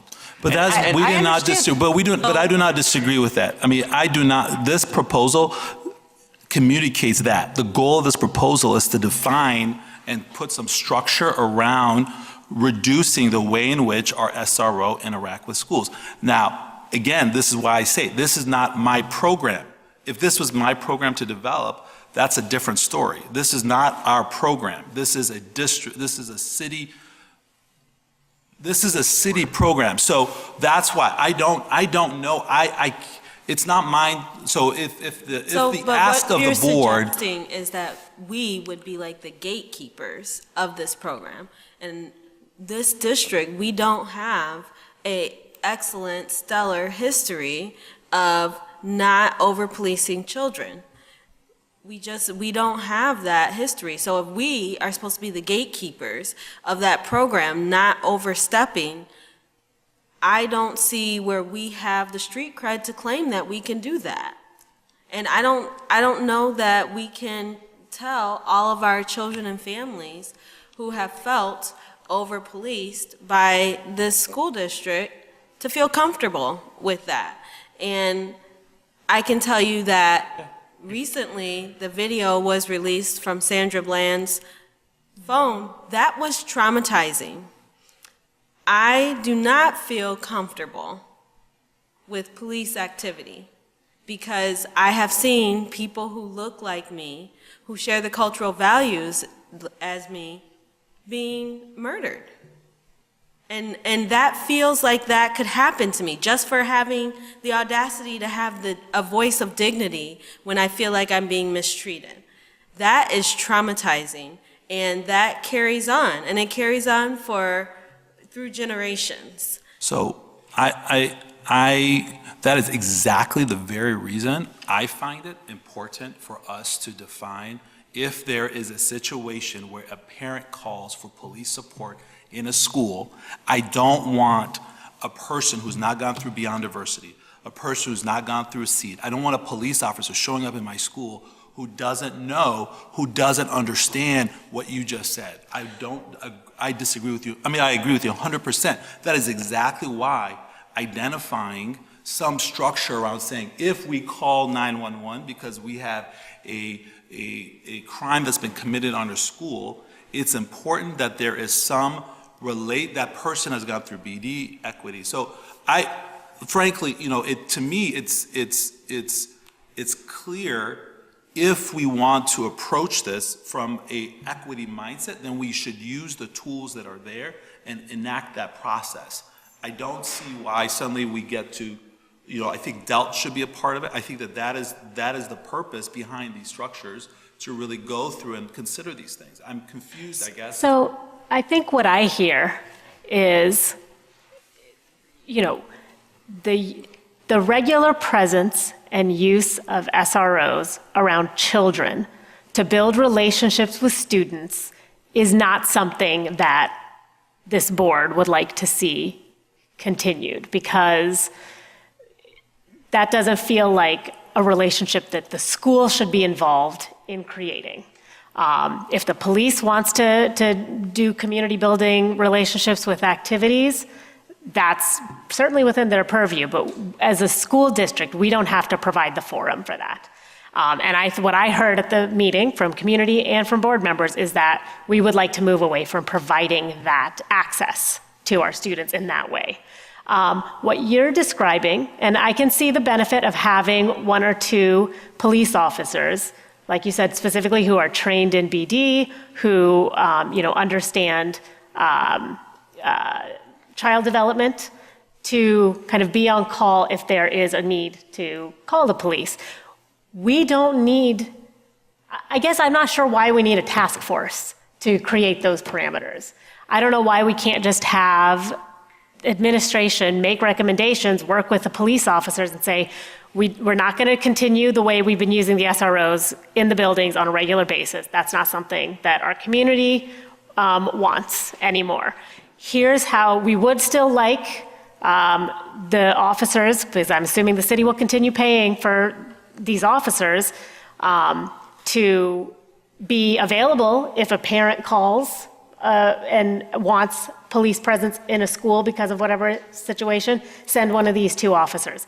If there's a 911 call because there's a weapon in a building, make sure you're sending one of these police officers. If you want to define those parameters, I think that's actually a great idea, but I'm not sure why we need a task force for you to come up with those parameters. And especially, I think I have a problem with the task force including community members and police, and the community members presumably that we would be asking are the community members who are over-policed, and asking them to sit on a task force with the police is uncomfortable to me, and I don't think it's something that's necessary. So I guess I'm not 100% sure what additional information you would be gathering from a task force that you don't already have. I think we do need a school officer beat, and we don't control the beats. The chief of police does, and that's something that we can talk about. And if that's redefining the SRO in that way, because again, What does that mean, though, a school officer that means that beat?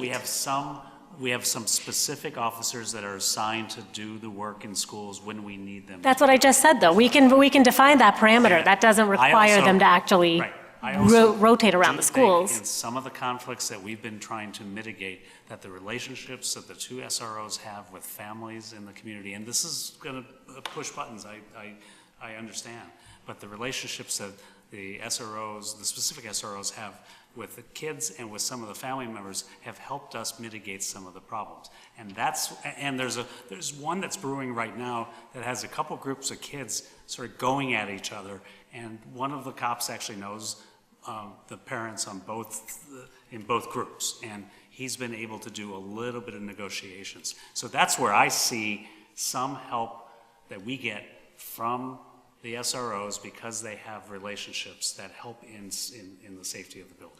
I understand the piece, and if it's again the will of the board not to have the SROs in community activities or not to have SROs roaming the school building sort of casually, I can see that, but I still need some specific police protection for our schools when we need it, and I still think we benefit from some of the relationships they build.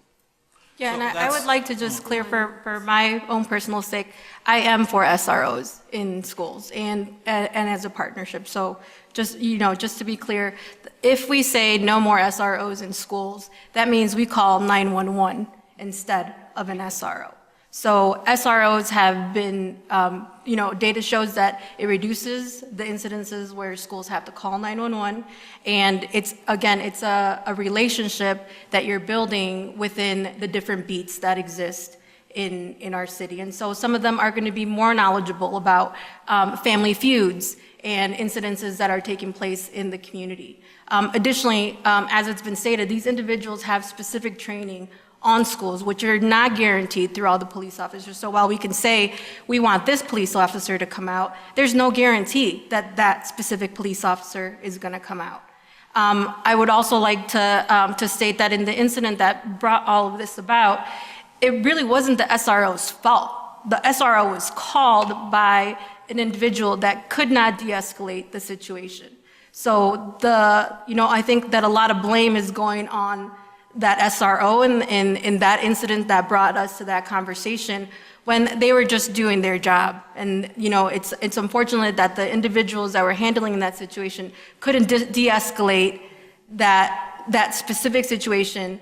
But I think we're talking about losing a relationship between having an SRO that's on school grounds and site, and that can be called, and it's been shown to reduce criminal records. So instead of being called, calling 911, you're getting someone that could help mitigate the situation and potentially not start a criminal record for a youth. So I think we need to be really careful when we say we don't want SROs in our schools.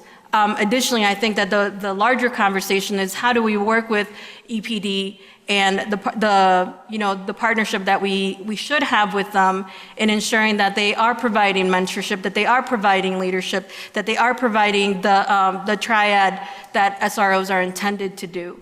I don't know if we're going to be successful at getting that through a task force, but I think I remember the SRO that was at my school, and I can tell you that the relationship that we had with Officer McNeil was a positive one. And it's something that, to this day, I knew that we had a good relationship with him, and he wasn't like all the other police officers. So I think we need to be really careful when we say we don't want this resource. It's supposed to be a resource. It's not, and I understand everything else that's being said around police brutality, but to be very careful that if we remove this individual, we're going straight to 911. And we don't have that resource, and we don't have an opportunity to restore a relationship with an institution that has, we don't push that institution to start treating our kids in a different way. So I, for one, am not for taking SROs out of our schools. So I would just respectfully argue, though, that, we've had this SRO relationship in our schools for, I think it was at like 20 some years. And we've seen data even as recently as a couple of years ago that shows it isn't changing the racial disparities in policing in our community. So I appreciate that you had a positive experience. I don't know that that is necessarily universally true.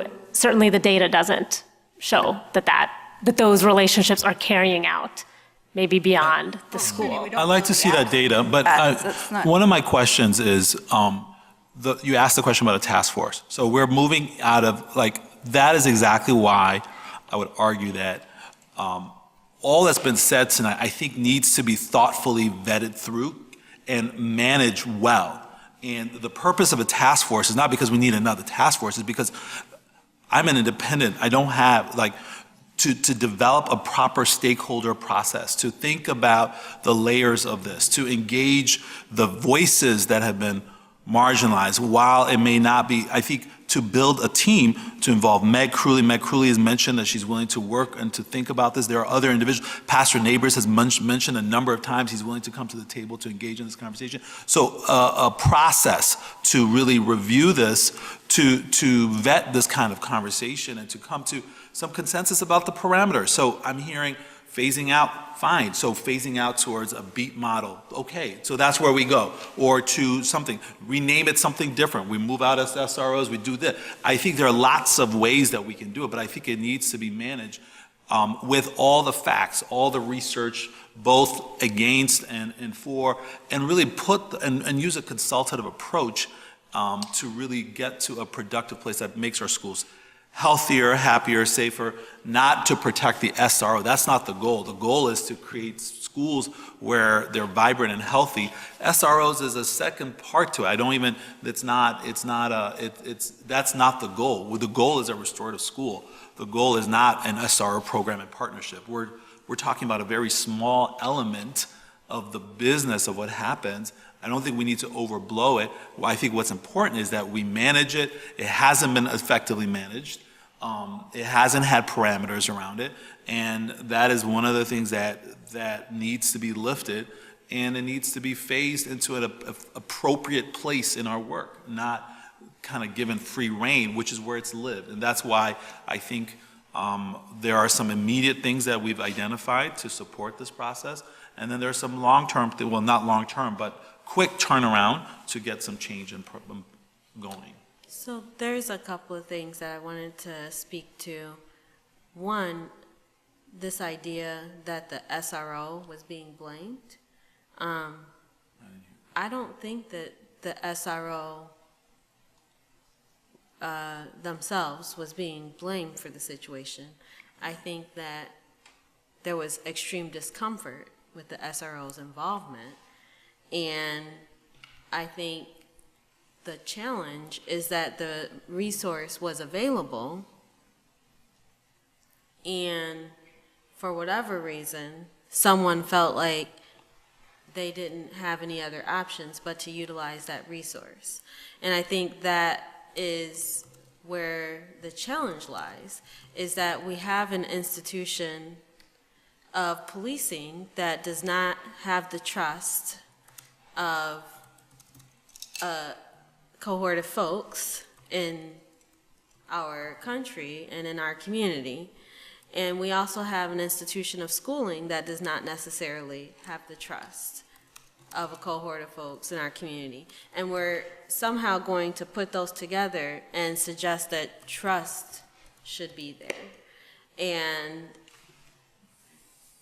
if the institution of schooling has reached its limits in terms of what folks feel like they can do to de-escalate a situation, the question was, what resources or systems do we put in place so that rather than going to the institution of policing as a solution, these other parameters, resources, procedures are what folks go to.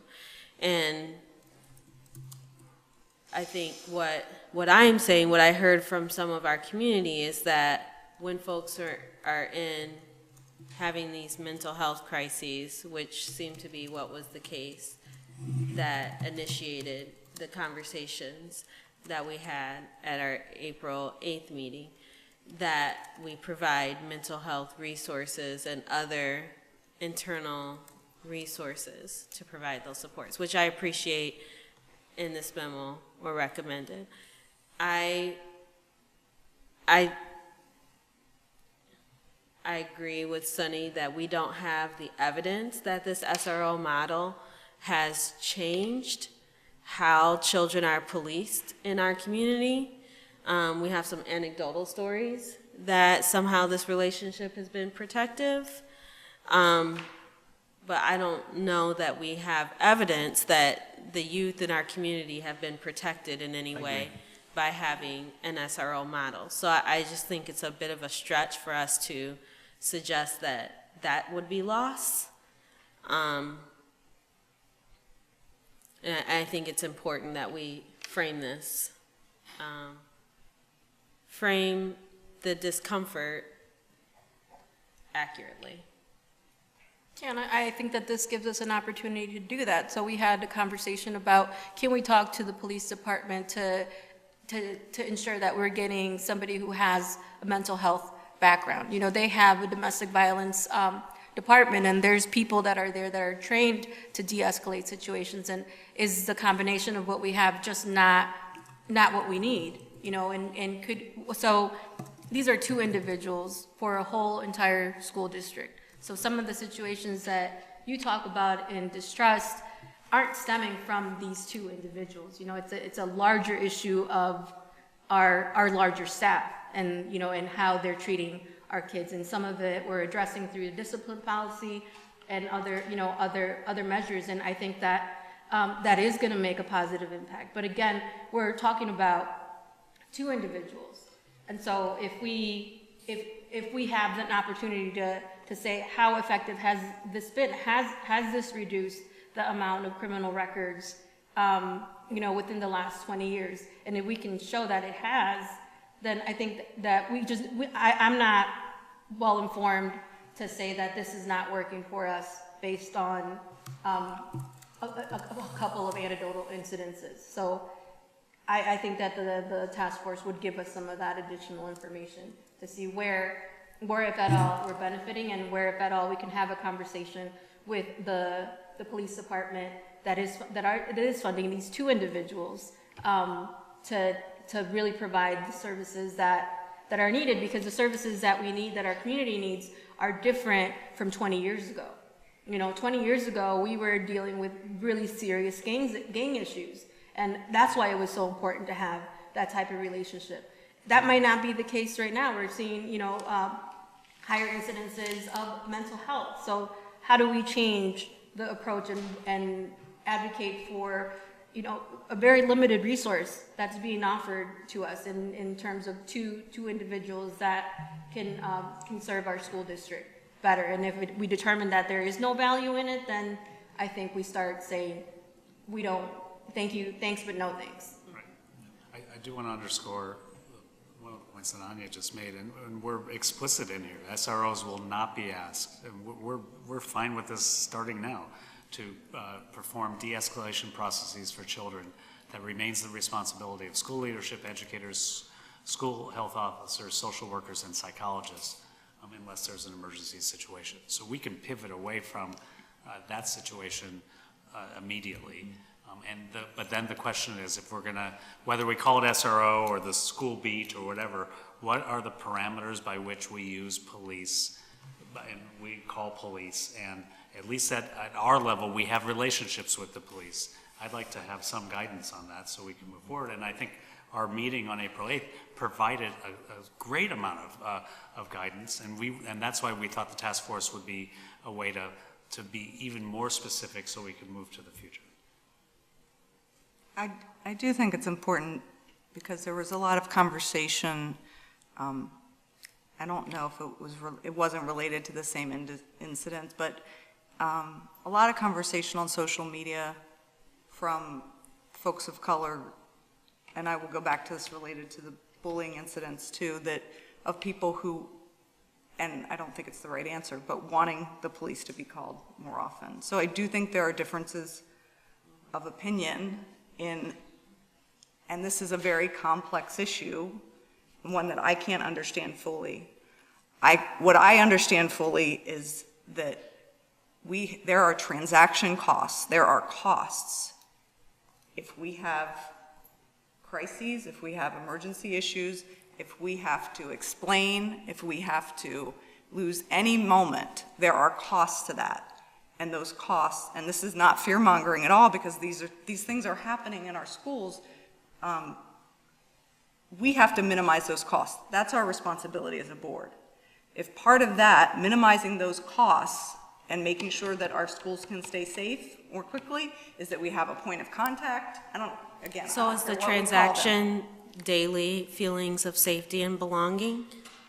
Are we exchanging daily feelings of safety and belonging for those moments?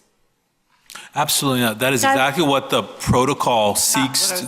But the task force seeks to contain that. So that is, I would agree with you absolutely. We do not want to create a scenario. That is exactly why we had the conversation a couple of weeks ago. That is exactly the issue that was raised, is that there has not been effective, I own this as well, which is there has not been effective oversight around the way in which SROs are showing up in our schools.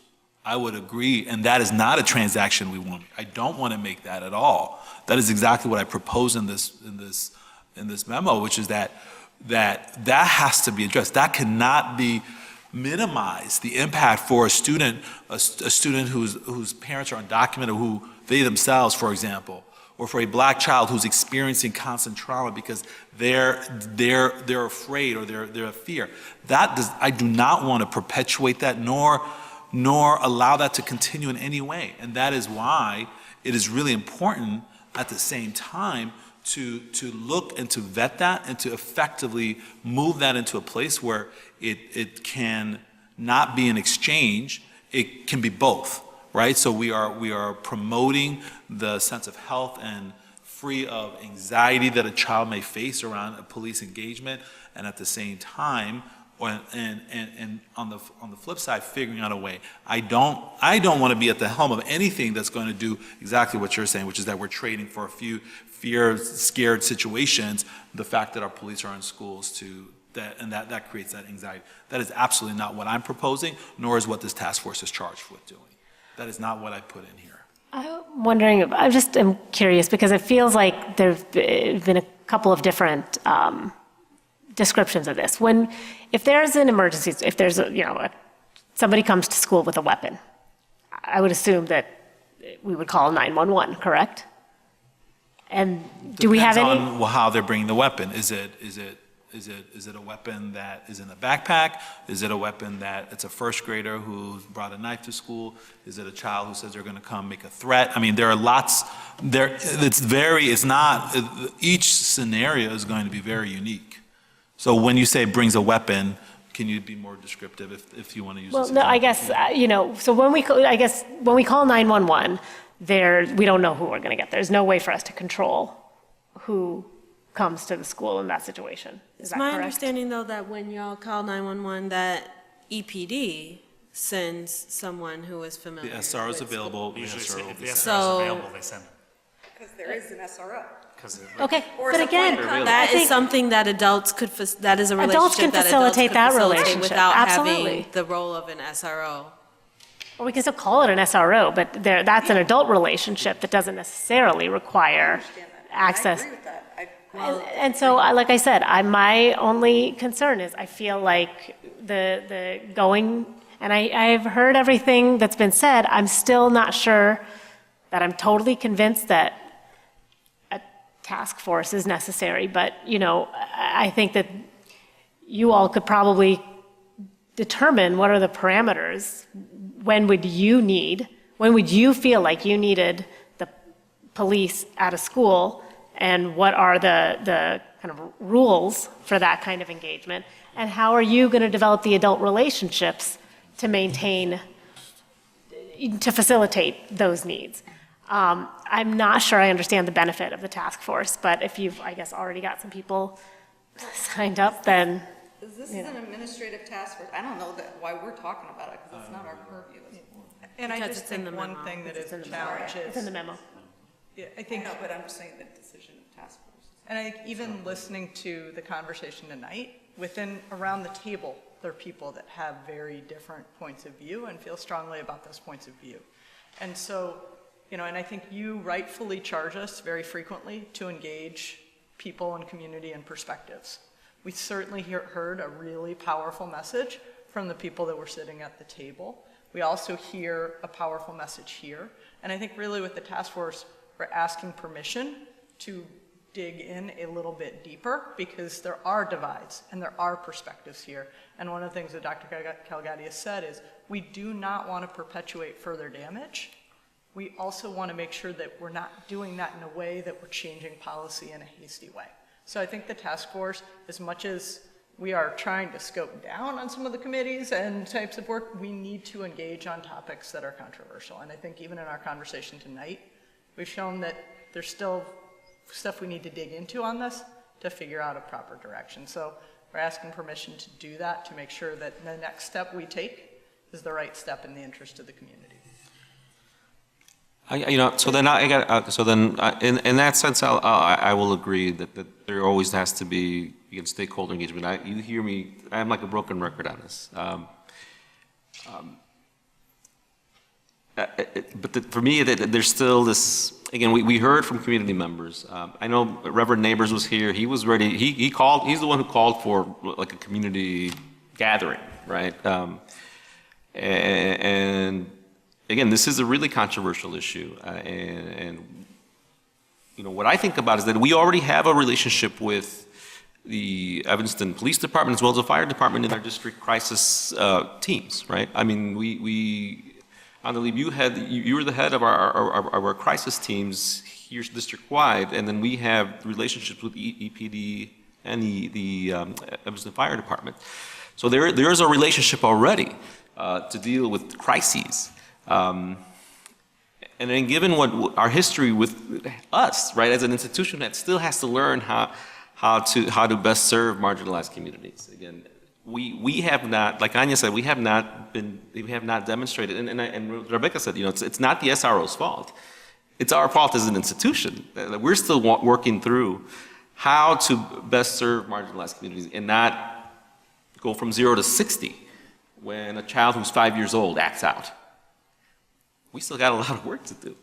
And that's happening. So we heard these presentations today and these policy proposals around MTSS, around discipline policy, but the implementation piece, again, we're still young with this work, and it still has to, we still have to give it time. I see us reducing the role of the SRO, and if we need to do a task force, okay, I will be okay with it, and to have this community conversation about it. But I just don't, again, given the history of police involvement in education, I just don't see the need for it? I just, I don't know. Yes. Can I add to that? It's not just given the history of police involvement in education, given the history of education and police involvement and lack of education or inadequate or unsafe experiences with education institutions leading to involvement with police and criminalization is part of the concern and part of the trauma and trigger that folks have when police are involved with children. I hear you about the task force. Part of my concern is that in general, task force can be stacked, right, in order to come to certain conclusions or support certain findings. And I wonder, a task force with police officers on it, how that would influence who else would want to be on that task force. And what are some of the conclusions that folks who would feel comfortable and willing to be on a task force with police officers, what are the conclusions, predetermined, foregone conclusions that might come from that task force? And so I wonder how authentic the voice will be and how useful it will be in terms of a representation of a response, an authentic response to this issue from our community. In terms of representing the folks that are in those first questions on the racial equity impact assessment tool, who are the marginalized populations and how are they being marginalized, right? Like, are those the folks? You know, someone with a warrant is not going to want to be on the task force with a police officer, but they may have a very strong reaction to their police involvement with their child. Someone who's undocumented may not want to be on the task force with police officers, but they may have a very strong feeling about police involvement with their children. So is that just the composition of the task force going to be excluding some of the voices that we need to hear from in order for the task force to have the authentic voice that you're aspiring to get from it? I think that's an important piece that we should include and be inclusive of people that we need to hear from.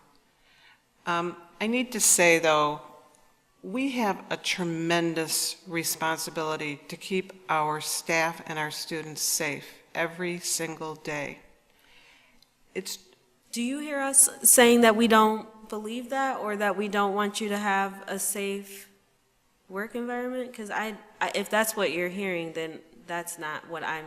Well, I think that there's incidents that occur where we do need help, and we need help right away. And that's why the SROs have been a good relationship, to get people here immediately to assist us. That's what our concern is, to have that relationship quick. Yeah, and so my question continues to be, what's the trade-off for that, right? Like, so are we trading off adult comfort for child feelings of emotional safety and belonging? But we've said we would contain that. Or are we, what?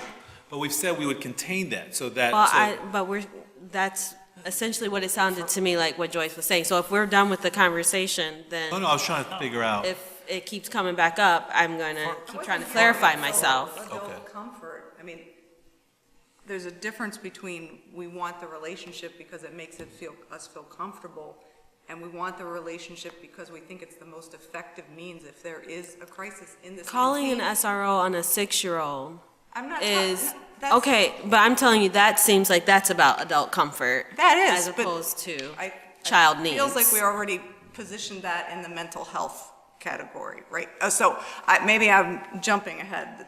Clearly, that is not a proper use of an SRO. Well, you asked me you were asking me to define what I was saying, and what I'm saying is that I feel like that is an issue of adult comfort versus child feelings of emotional safety, and perhaps adult feelings of their children being emotionally safe.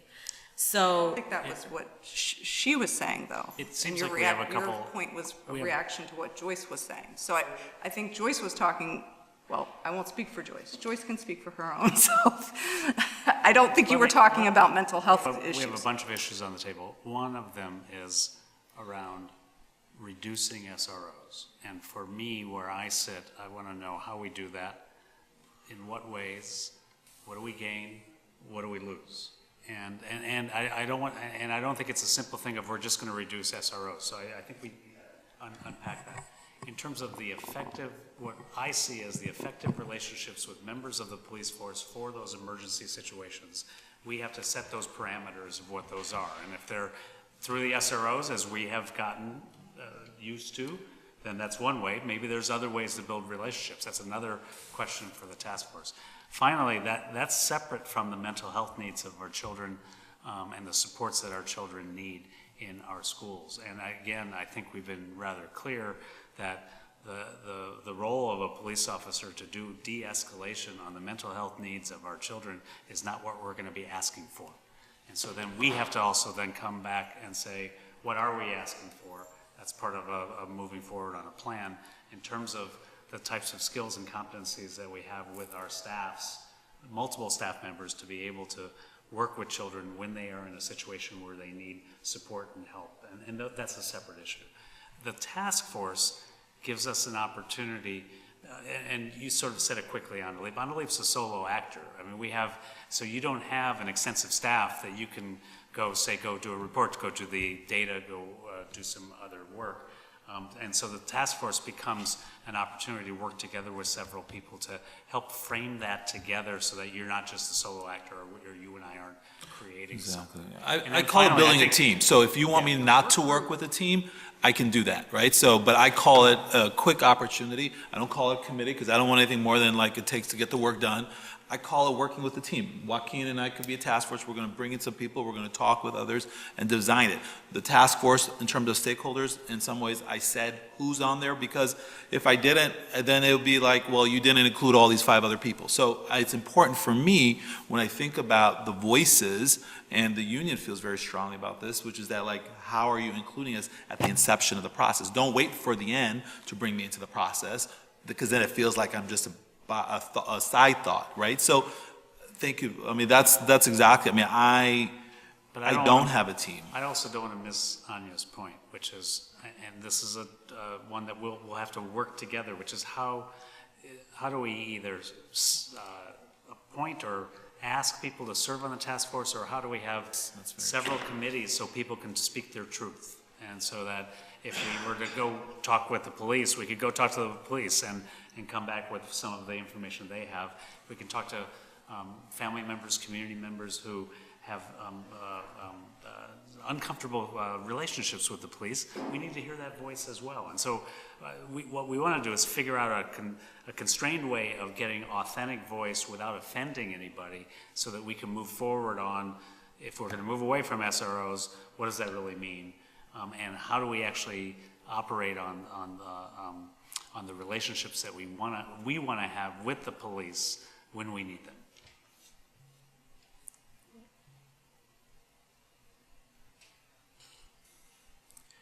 Any questions from the public?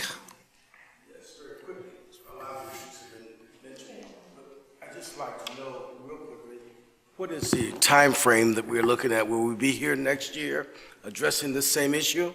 Or are you going to put a time frame or some parameters in place that's going to give us some positive results? The memorandum at least says a preliminary report in October and a final report in December, I believe. In December? Yep. Is there a more reasonable expectation to get things done before that time so you can start implementing things by that time? I think given the multiple things that we have to do, that's the most reasonable time period that we have. And it doesn't mean that we wouldn't move forward already in disengaging. I mean, if the SROs are engaged in doing the mental health de-escalation of our children, we're going to ask them not to do that. And we're going to talk to our school leaders and say, don't depend on the SROs in those situations. There are other ways to do things.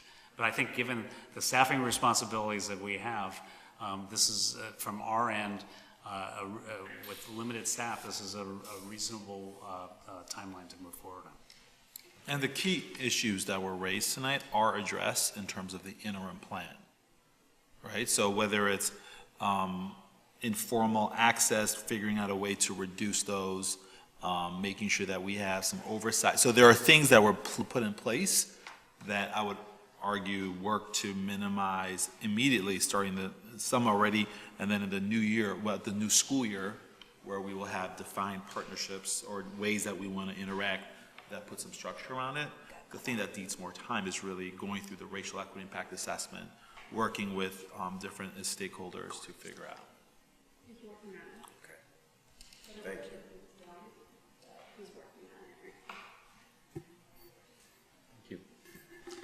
Well, I don't know if we've made a decision. I mean, I would be okay with moving forward with the task force as long as we have the right stakeholders and are inclusive of folks in whatever way possible who have been marginalized, being very mindful of, the sense that they feel engaging with the police. So, I mean, that is a tough task, but again, if we can try to get something that shows that we're actually doing some work on this, I mean, I think it would be beneficial for our body as well as the community, so. I have a question about the intergovernmental agreement that's in the packet. And I think I had emailed this, like, I'm uncomfortable entering into, that agreement does have language about the parties agreeing, about collaborating on effective student discipline. And given that we are trying to figure out what the parameters are around the use of SROs, I understand that we have to enter into this agreement for those situations where a police officer comes in an emergency and they have to be allowed to use body cameras. I get that, but I'm uncomfortable with some of the language in that, and I don't know what the time frame is of when we have to approve that agreement. So, a couple things. One is that Evanston Police, if you call 911, will use those, right? So it's their When their they internal arrive at process. school, What's that? us responding to an emergency, they will turn their cameras on Okay. regardless. So regardless of whether we have Right, this. It's state law. So then what's the reason for the? It's to provide information to us, to provide it gives us some understanding about what are the clauses, so that if they're coming so if a principal calls, or if they're visiting the school to make sure that everything's safe because there's a situation or in the neighborhood or whatever, it's not an immediate 911 call, and they're just entering the building to say, how are you doing, secretary or principal or teacher, and it's not an investigative manner, then they wouldn't turn on their body-worn camera, right? And so this IGA provides that language to help us understand when they would turn it on, when they would not. There are situations where you may say this needs to be turned off. It explains what are the rights that we have around pulling the information. Like if we want to have access to it, when can we ask for that information? It's different than the public, so we have a different threshold of when we can ask for the recordings, the footage. Thank you. That's right. It's getting late. The other thing is that this actually protects us because there's a clause in here about student privacy, and so we are obligated to protect student privacy. And so a police officer who is running his or her camera is taking shots, basically taking video shots of children, and we want to make sure that children are protected. If they're going to use that children are protected, and that's actually our obligation by federal data and privacy rules. So the IGA sets us up for that level of protection, so we can go to the police station, look at the footage, and we have an agreement to say that if the camera is coming this way and they're really trying to focus on me, that Adila and Anya would be blacked out or whatever, so that they wouldn't be able to be identified. So that's a really important clause that's in. And that wouldn't be available to us without this. The student privacy laws wouldn't enable us to access that the advice of without counsel this. was to make sure, was to have this sort of language on record so that we can do that at an even, that it's really a memorandum of understanding, so that we can actually make sure that we're not having to renegotiate that when we're trying to protect those privacy standards. The other thing is how frequent, I think this is a 5-year agreement. We did check with council. We can do the agreement for a year and renew it every year, and we can change it if necessary as well. Do I have that right? Yep. Yeah. So I guess I'm just uncomfortable with the language that refers to creating a partnership around student discipline, because again, I think that's exactly what we have been trying to articulate and determine. So maybe it's just a matter of being more explicit about simplifying the agreement for when body cameras are used, understanding what the situations when they will and won't be used, and if they are used, that we would have access to be able to protect student privacy. And it doesn't need any of the other language. We can absolutely move that. We can. Yep. We can strike all the other secondary things, especially given that we want to do some other things with it. Thank you. We can do that. We'll see whether or not we can do that by the next board meeting, and if not, by the following board meeting. Thank you. All right. So I guess next piece on the agenda is the Racial Equity Impact Assessment Tool rubric. Joaquin, if you can lead us through that discussion. I just hope everyone's ready to stay here. It's about 2 a.m. because now we're really going to hit it. So, thank you, Sergio. The Racial Equity Impact Assessment rubric. So the question was to create a rubric that would align to the Racial Equity Impact Assessment so we can score the questions that are being asked from us as constituencies based on who's developing policies and procedures. So give individuals at home who haven't read this, it's important for me to read each question just to give a brevity of depth of what these questions ask, because I think it's important based on our conversations about race. The first question in the Racial Equity Impact Assessment is around stakeholders. Which racial ethnic groups may be most affected by and concerned with the issues related to this proposal? Second, engaging stakeholders. Have stakeholders from different racial ethnic groups, especially those most adversely affected, been informed, meaningfully involved, and authentically represented in the development of this proposal? Who's missing and who can be engaged? And think about the policies that have been presented before you prior to these questions. Third, identifying and documenting racial inequities. Which racial ethnic groups are currently most advantaged and disadvantaged by the issues this proposal seeks to address? How are they affected differently? What quantitative and qualitative evidence of inequality exists? What evidence is missing or needed? And as I go through this, please think about, again, how would you answer these? And the reason why I'm reading them is to understand the depth of each question to the larger community, because I know everyone at this table has seen and uses this REIA, Racial Equity Impact Assessment. Number 4, examining the causes, what factors may be producing and perpetuating racial inequalities associated with this issue. How did the inequities arise? Are they expanding or narrowing? Does the proposal address root causes? If not, how could it? 5, clarifying the purpose. What does the proposal seek to accomplish? Will it reduce disparities or discrimination? 6, considering adverse impacts. What adverse impacts or unintended consequences could result from this policy? Which racial ethnic groups could be negatively affected? How could adverse impacts be prevented or minimized? 7, advancing equitable impacts. What positive impacts or equality and inclusion, if any, could result from this proposal? Which racial ethnic groups could benefit? Are there further ways to maximize equitable opportunities and impacts? 8, examining alternatives or improvements.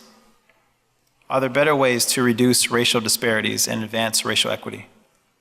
What provisions could be changed or added to ensure positive impacts on racial equity and inclusion? 9, ensuring viability and sustainability. Is the purpose realistic, adequately funded, with mechanisms to ensure successful implementation and enforcement? Are there provisions to ensure ongoing data collection, public reporting, stakeholder participation, and public accountability? Lastly, I hope everyone stay with me. Identifying success indicators. What are the process indicators and benchmarks? How will impacts be documented and evaluated? how will the level, diversity, and quality of ongoing stakeholder engagement be assessed? The reason why I walked you all through that at 10:30 at night is it's important for us to understand the brevity of these questions and how arduous it could be when just looking at these questions, depending on those at this table, those in the institution of 65, and creating policies and procedures that unknowingly where individuals' racial and cultural competency lie. And so when reading through this, it was important for me, based on the question from the board, of how do I create a rubric with a scorecard that is something that's taking these very deep questions that need to be asked into a process that's efficient and effective. And so with this, how to use the tool is to apply it as it's aligned to the racial equity commitments. Y aquí están en español también, it's in Spanish as well. How to use this tool. And it points out the analysis should be completed by by people of different racial perspectives. So step by step, each question, all 10, very important. On the gender committee earlier, the question of intersectionality, very important as we run through, and it's always important they're all different pieces of me and all of our stakeholders that our identities are true to us and are very important to recognize. In the recognition, the social construction of race is something that I have been socially constructed, and I would argue all of us have been socially constructed to see first. That's why race is always on the table first as part of those intersections that exist. And so this is the rubric. There was a great deal of research that was brought into finding out, does there something that exists in the United States related to the racial equity impact assessment? Who has made a scorecard? Who has made a rubric? There isn't one that exists. I didn't want to make this up on my own because I knew there was something out there as I thought there was, and there was not. Now, RIA, as commonly known as I put into the memo, the objective of this, the background, the research and analysis, it's important to note that the Center for RIA was created by the Center for Racial Justice Innovation, also known as Race Forward. And from that, there's a government alliance of race and equity called GARE. And that's a national network of government working to achieve racial equity and advancement for opportunities for all. So this is like Seattle, cities like Seattle, Oregon, Madison, St. Paul, Minnesota. And so they have a processes of which to use the racial equity impact assessment, but it doesn't have a specific rubric to score it. It's interesting the amount of work that cities have put into this, but yet there's not a specific scorecard of which to indicate it. And so even though I spent a lot of time looking for something different, I got to tell you, it was a lot of fun creating this. And I'm not saying that I'm urging that it must be approved. I'm saying that this is a work in progress. And part of that work, I have questions that are aligned. And this process of one is presenting it to all of you for questions and feedback. And one question was submitted, which I really appreciate. And then to go through our DELT, our District Equity Leadership Team, which is representatives of most schools in 65. What I did is coming in October, I just want you to know that I offered the same individuals who were represented in DELT last year to be invited back, as well as those who went to Summit this year in Philadelphia. And so there's a different process that I will take myself as I start the year to have at least 1 to 2 individuals per building to make sure we have representation from every building. In this group, I know it was part of the question asked, you have administration, you have 80% of individuals that are in DEC, you have a couple support staff, and that also includes our early childhood education. So it's we're engaging in multiple perspectives in DELT. One of the other questions I read was, how does DELT work related to getting feedback? And so when each policy has been in front of DELT, just like the gender committee, they are sent the work prior to, and the racial equity impact assessment we use. And so they have a place where they can type in their suggestions or modifications to the document they're looking at. And because of the racial equity impact assessment, because it's so deep, I separate each group has different questions, right, to get through our hour and a half together. It's very process oriented. But again, the creation of something like this rubric is going to make it more efficient. But to go to DELT and to go to different stakeholders, like our administration, and like I would like to go to our DEC leadership to look at this so we can use this throughout the organization. So it's not just isolated in a specific administrative standpoint. And I would like to have it finalized by the start of school so we can start its implementation. I have a few questions, but I'll just leave it open for all of you all. Let me just say one thing. As Joaquin was working on this and then checking with me, in the packet there's a great, some of the research that you did, which is related to some of the organizations, is just fabulous. And so I know one of the charges from the board is how to more operationalize the RIA, the Racial Equity Impact Assessment. And so taking that on as a charge, creating the rubric, which will then drive this, and then applying it in even more situations, or on all situations, is going to make a difference. But I think as we continue the journey down this, and it's a good thing to talk about DELT, the materials in here are really interesting to read, skim, to get a sense of the movement that we're a part of in other governmental agencies and other school districts. So I want to appreciate Joaquin's really good work in digging deep on this and creating what is a draft that we'll keep working through based on comments that you have, comments that other folks have as we drive forward. So Joaquin, I want to echo what Dr. Gorin said. I mean, it's that we're probably one of the first. Again, you couldn't find a rubric. I mean, so we are pioneering something. Like we're pioneers in regards to operationalizing, racial equity as an educational institution. So I'm very proud that we are doing this. And I want to thank you for the work that you put into this, and then working with colleagues and stakeholders to kind of pull this tool together. So with that said, I mean, I really do appreciate you having pulled those resources, done the research. I know at the state level, on my day job, I know we're talking about equity a lot. We've got new leadership that's really focused on equity, right? And we have internal groups that are talking about equity.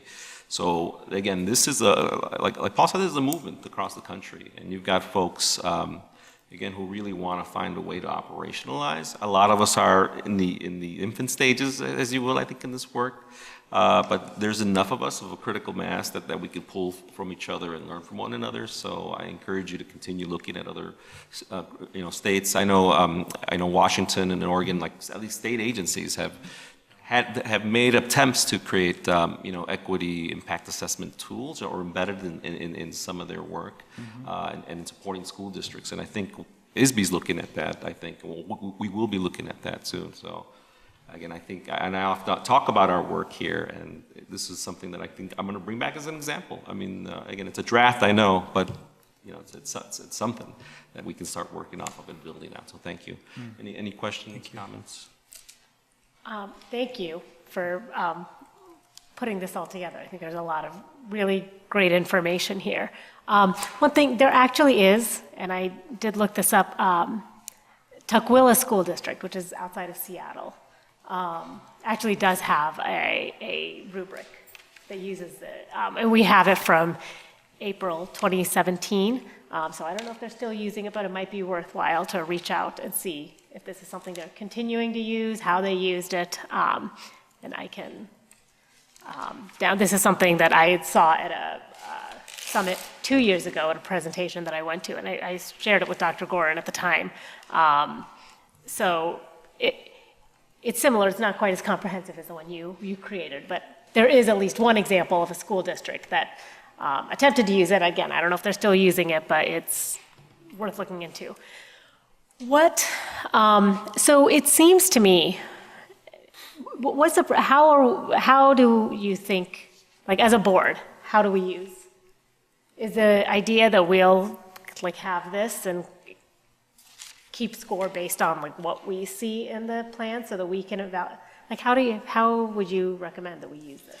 I think it could be used in a couple ways. So one, as a person who's creating a procedure or policy, I would start with, in that development of the policy, making sure that I'm looking at the questions of which to do so.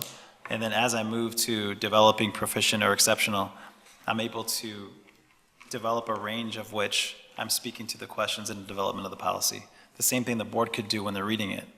Okay, so this person is scoring a 3 on stakeholder engagement, and let's see what that really means, right? Is it a exceptional with stakeholder engagement? Is it evidence of stakeholder involvement from different racial ethnic groups, especially those, right? And so I think it would be an easier way to be able to score in contrast of what the policymaker or policy developer is scoring, and then for the board to say, is that really true? And also taking into account that those who sit on this table, your racial and cultural competency and how that impacts your knowledge of the questions and how it impacts those who you're serving each day as well. I think it's, as we roll out, then there's lots of attempts. I have like other questions for the board of how to best support our learning in this organization and also all of us, the cabinet, and also the board of, of taking Beyond Diversity and who has taken it and what opportunities you have to re-engage in that conversation as well. I know, Suni, you've registered for Beyond Diversity 2 at Regional. We're happy to see you to come. And then when Summit comes up, I know there was a couple of board members, Anya and Sergio were at Summit. Am I missing anyone? And Rebecca as well. And Suni, yeah, you all 4 years there. Really important to constantly engage in that work and just, I also know that even though I'm the Director of Equity, Family, and Community Engagement, I'm not an expert. I'll never say that I am. And just to know that this work is difficult and deep, and the continuous engagement through that is important. So that being said, the more that the board is engaging and the cabinet is engaging on that specific work, the better we're able to filter policies and procedures of those who are racially disconscious possibly, and sometimes that coming in a place of not knowing, or sometimes people don't know what they don't know, and they bring the policy to, oh yeah, they're all 3s, right? And as we look at it together, that's not necessarily true. And the one thing I would say is to riffing off of Joaquin, is that we want to be on the pathway and we want to get to exceptional. And yet, so I'd love to see this used not in an affirming way and sort of give us some sense from those who might be scoring where we are, so we also know where we have to go. And so I want to make sure it doesn't, it's not used by any of us in a punitive way. You only got a 1, you should have a 3. That's the pathway we're on, and if we're only at the developing stage, then what's it going to take to get to the next stage or the following stage? So it would be helpful to have that perspective, both from board members, from senior administrators, as we're doing our work, to be able to assess where we are so we know where we're going. Mm-hmm. Thank you, Dr. Gorin, and thank you for that question, Board Member Cartha.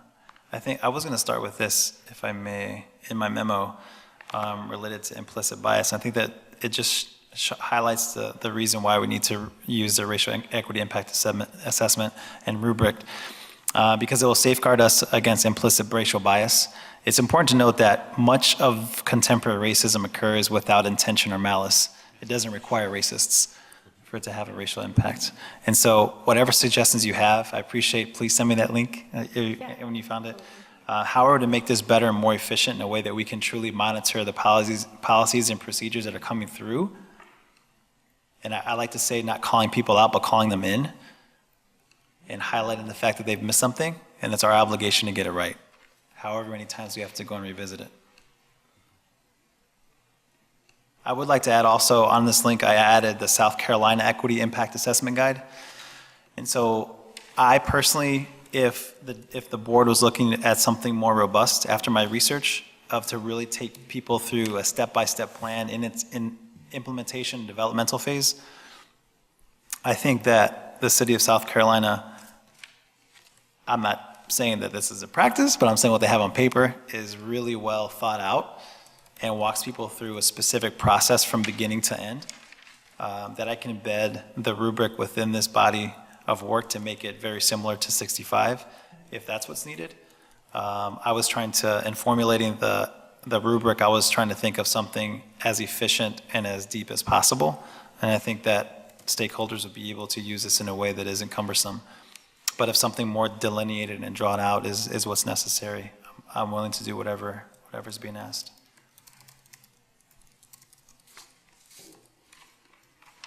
Would it make sense for us to try to join GARE I mean, as an institution? I mean, and then develop, just become part of that cohort, so then we can move through that journey together with other institutions across the country that are moving towards that, right? So then that way we can,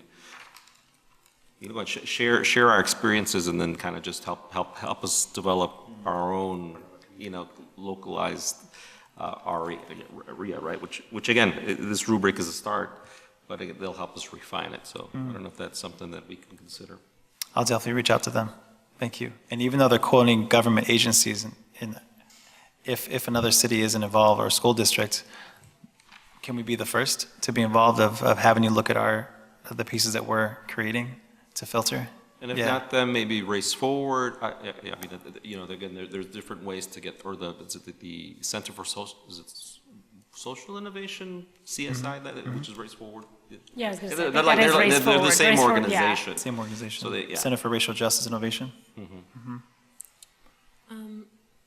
I'm curious if there had been thinking towards how this can be used more broadly for practitioners in our schools to think about like policies with a small p, like what is our lunchroom policy? What is our bathroom break policy?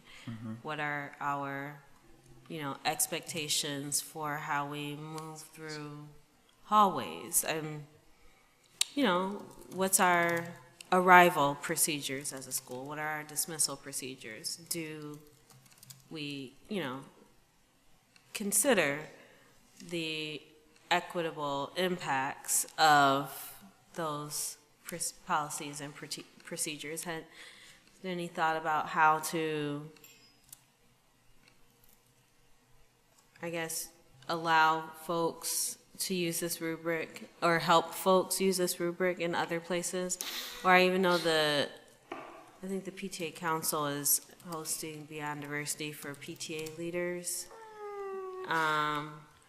So I wonder if folks who go through that, if something like this would be useful to them as a follow-up tool. So I know PTA Council is doing something on the 15th in the afternoon. Corey Wallace and I and Kim Kelly are teaching Beyond Diversity to 50 Haven Feeder parents tomorrow. And is that tomorrow? Yeah. Well, Tuesday and Wednesday. So to answer your question, I think any tool could be developed.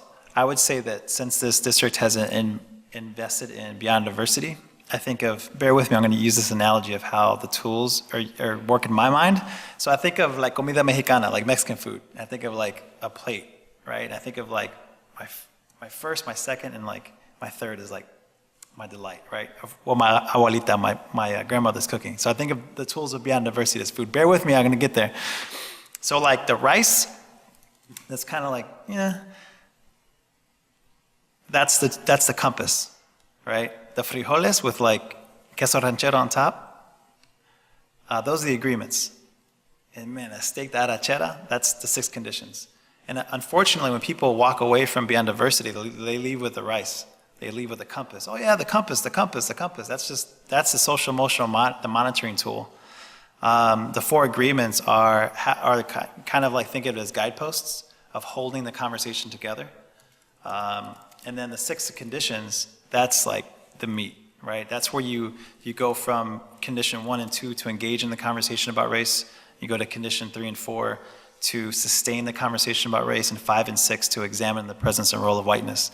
And so I think, based on your question, I think to really advance the tools of how schools are using it and push our leaders and grade level teams of how they're using those specific pieces, and it's in this full plate of wealth, rather than like just the rice, I think is really important. And I think that would allow people to filter lenses and conversations through like what's happening in our building on a broad scale.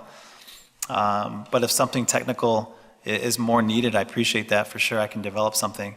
I think the adaptive piece of like what do conversations look like at building meetings, at half-day meetings, at grade level meetings, that's constantly running through that examination, that's allowing the presence of me as a teacher, as a custodial worker, as an ambassador to the building, as a secretary, et cetera, and all of our roles to be able to see the life and how the school is moving through a different lens, and how is that lens being reinforced from my colleagues, so they're really like branching our spheres of influence in schools.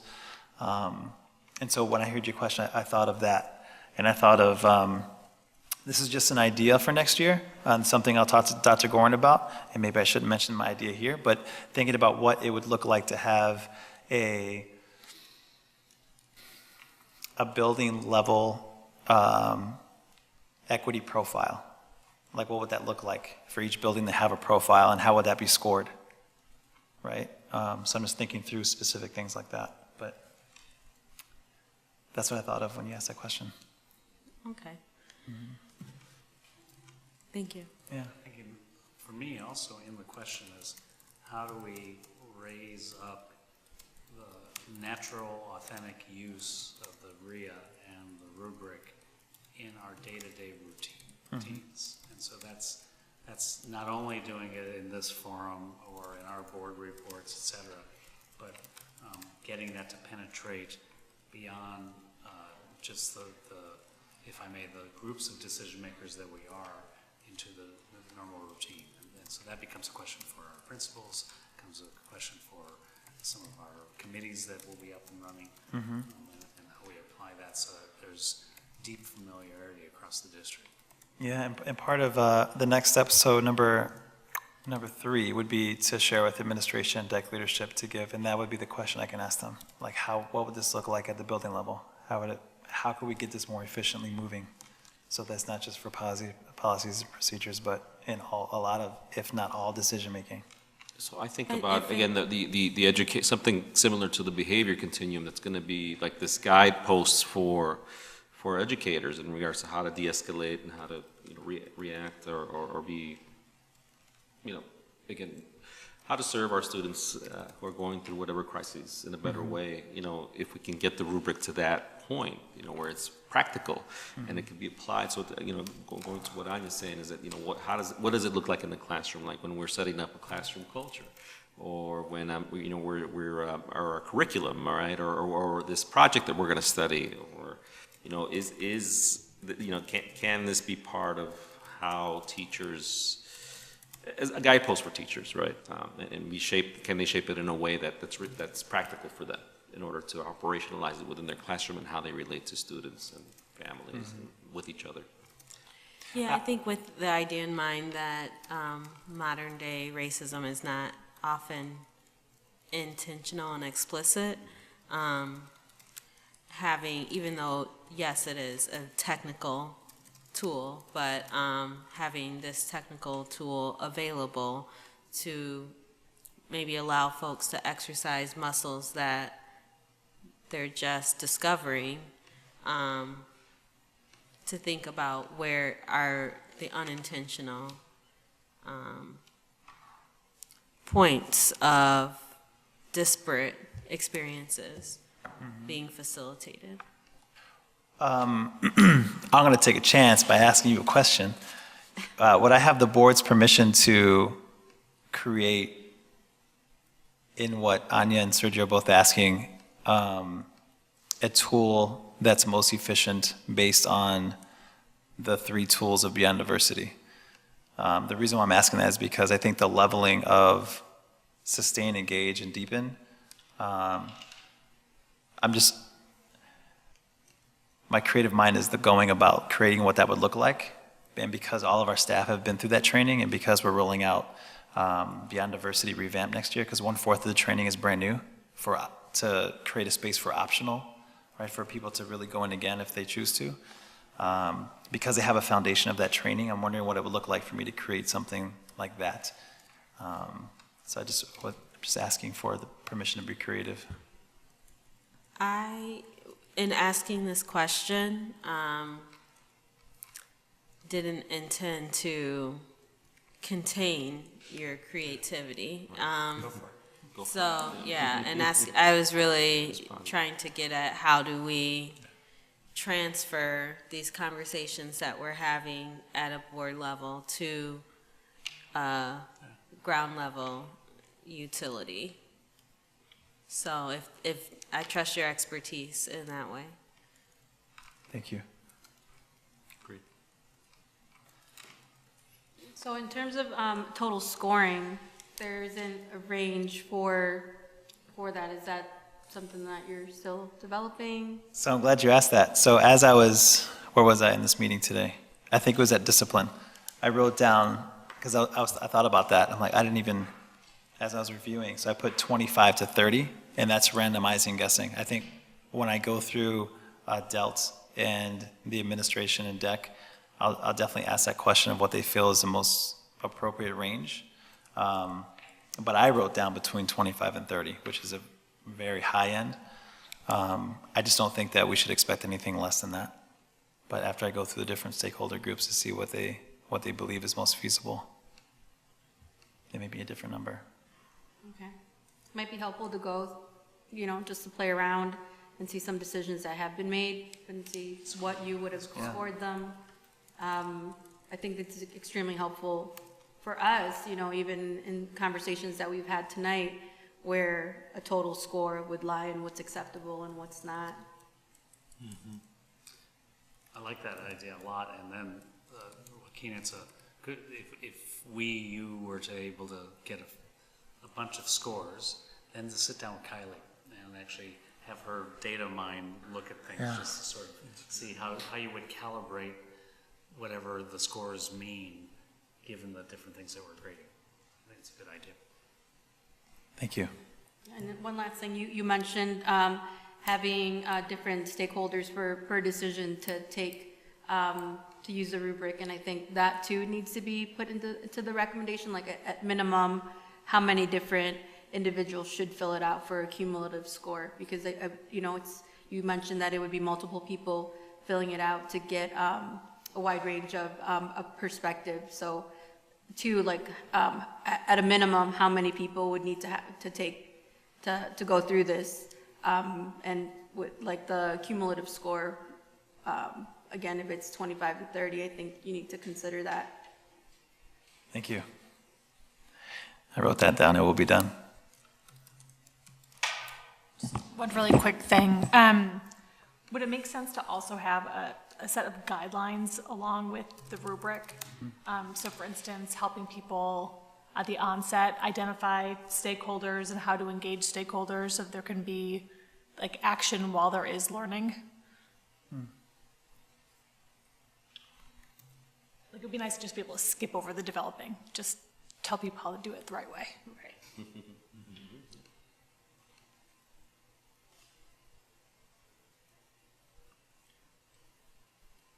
Thank you. Any other questions, comments, concerns? Public comment? No? Okay. I was trying to push it to 2 a.m. You sure, Mr. Oliver? Okay.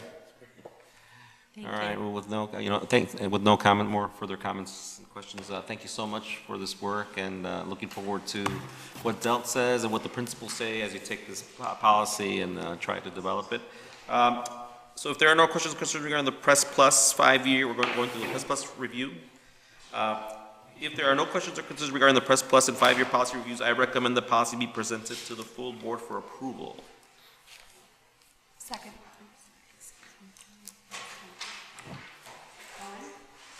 Yes. Yes. Yes. Okay. So with no further business, I adjourn this meeting at 11.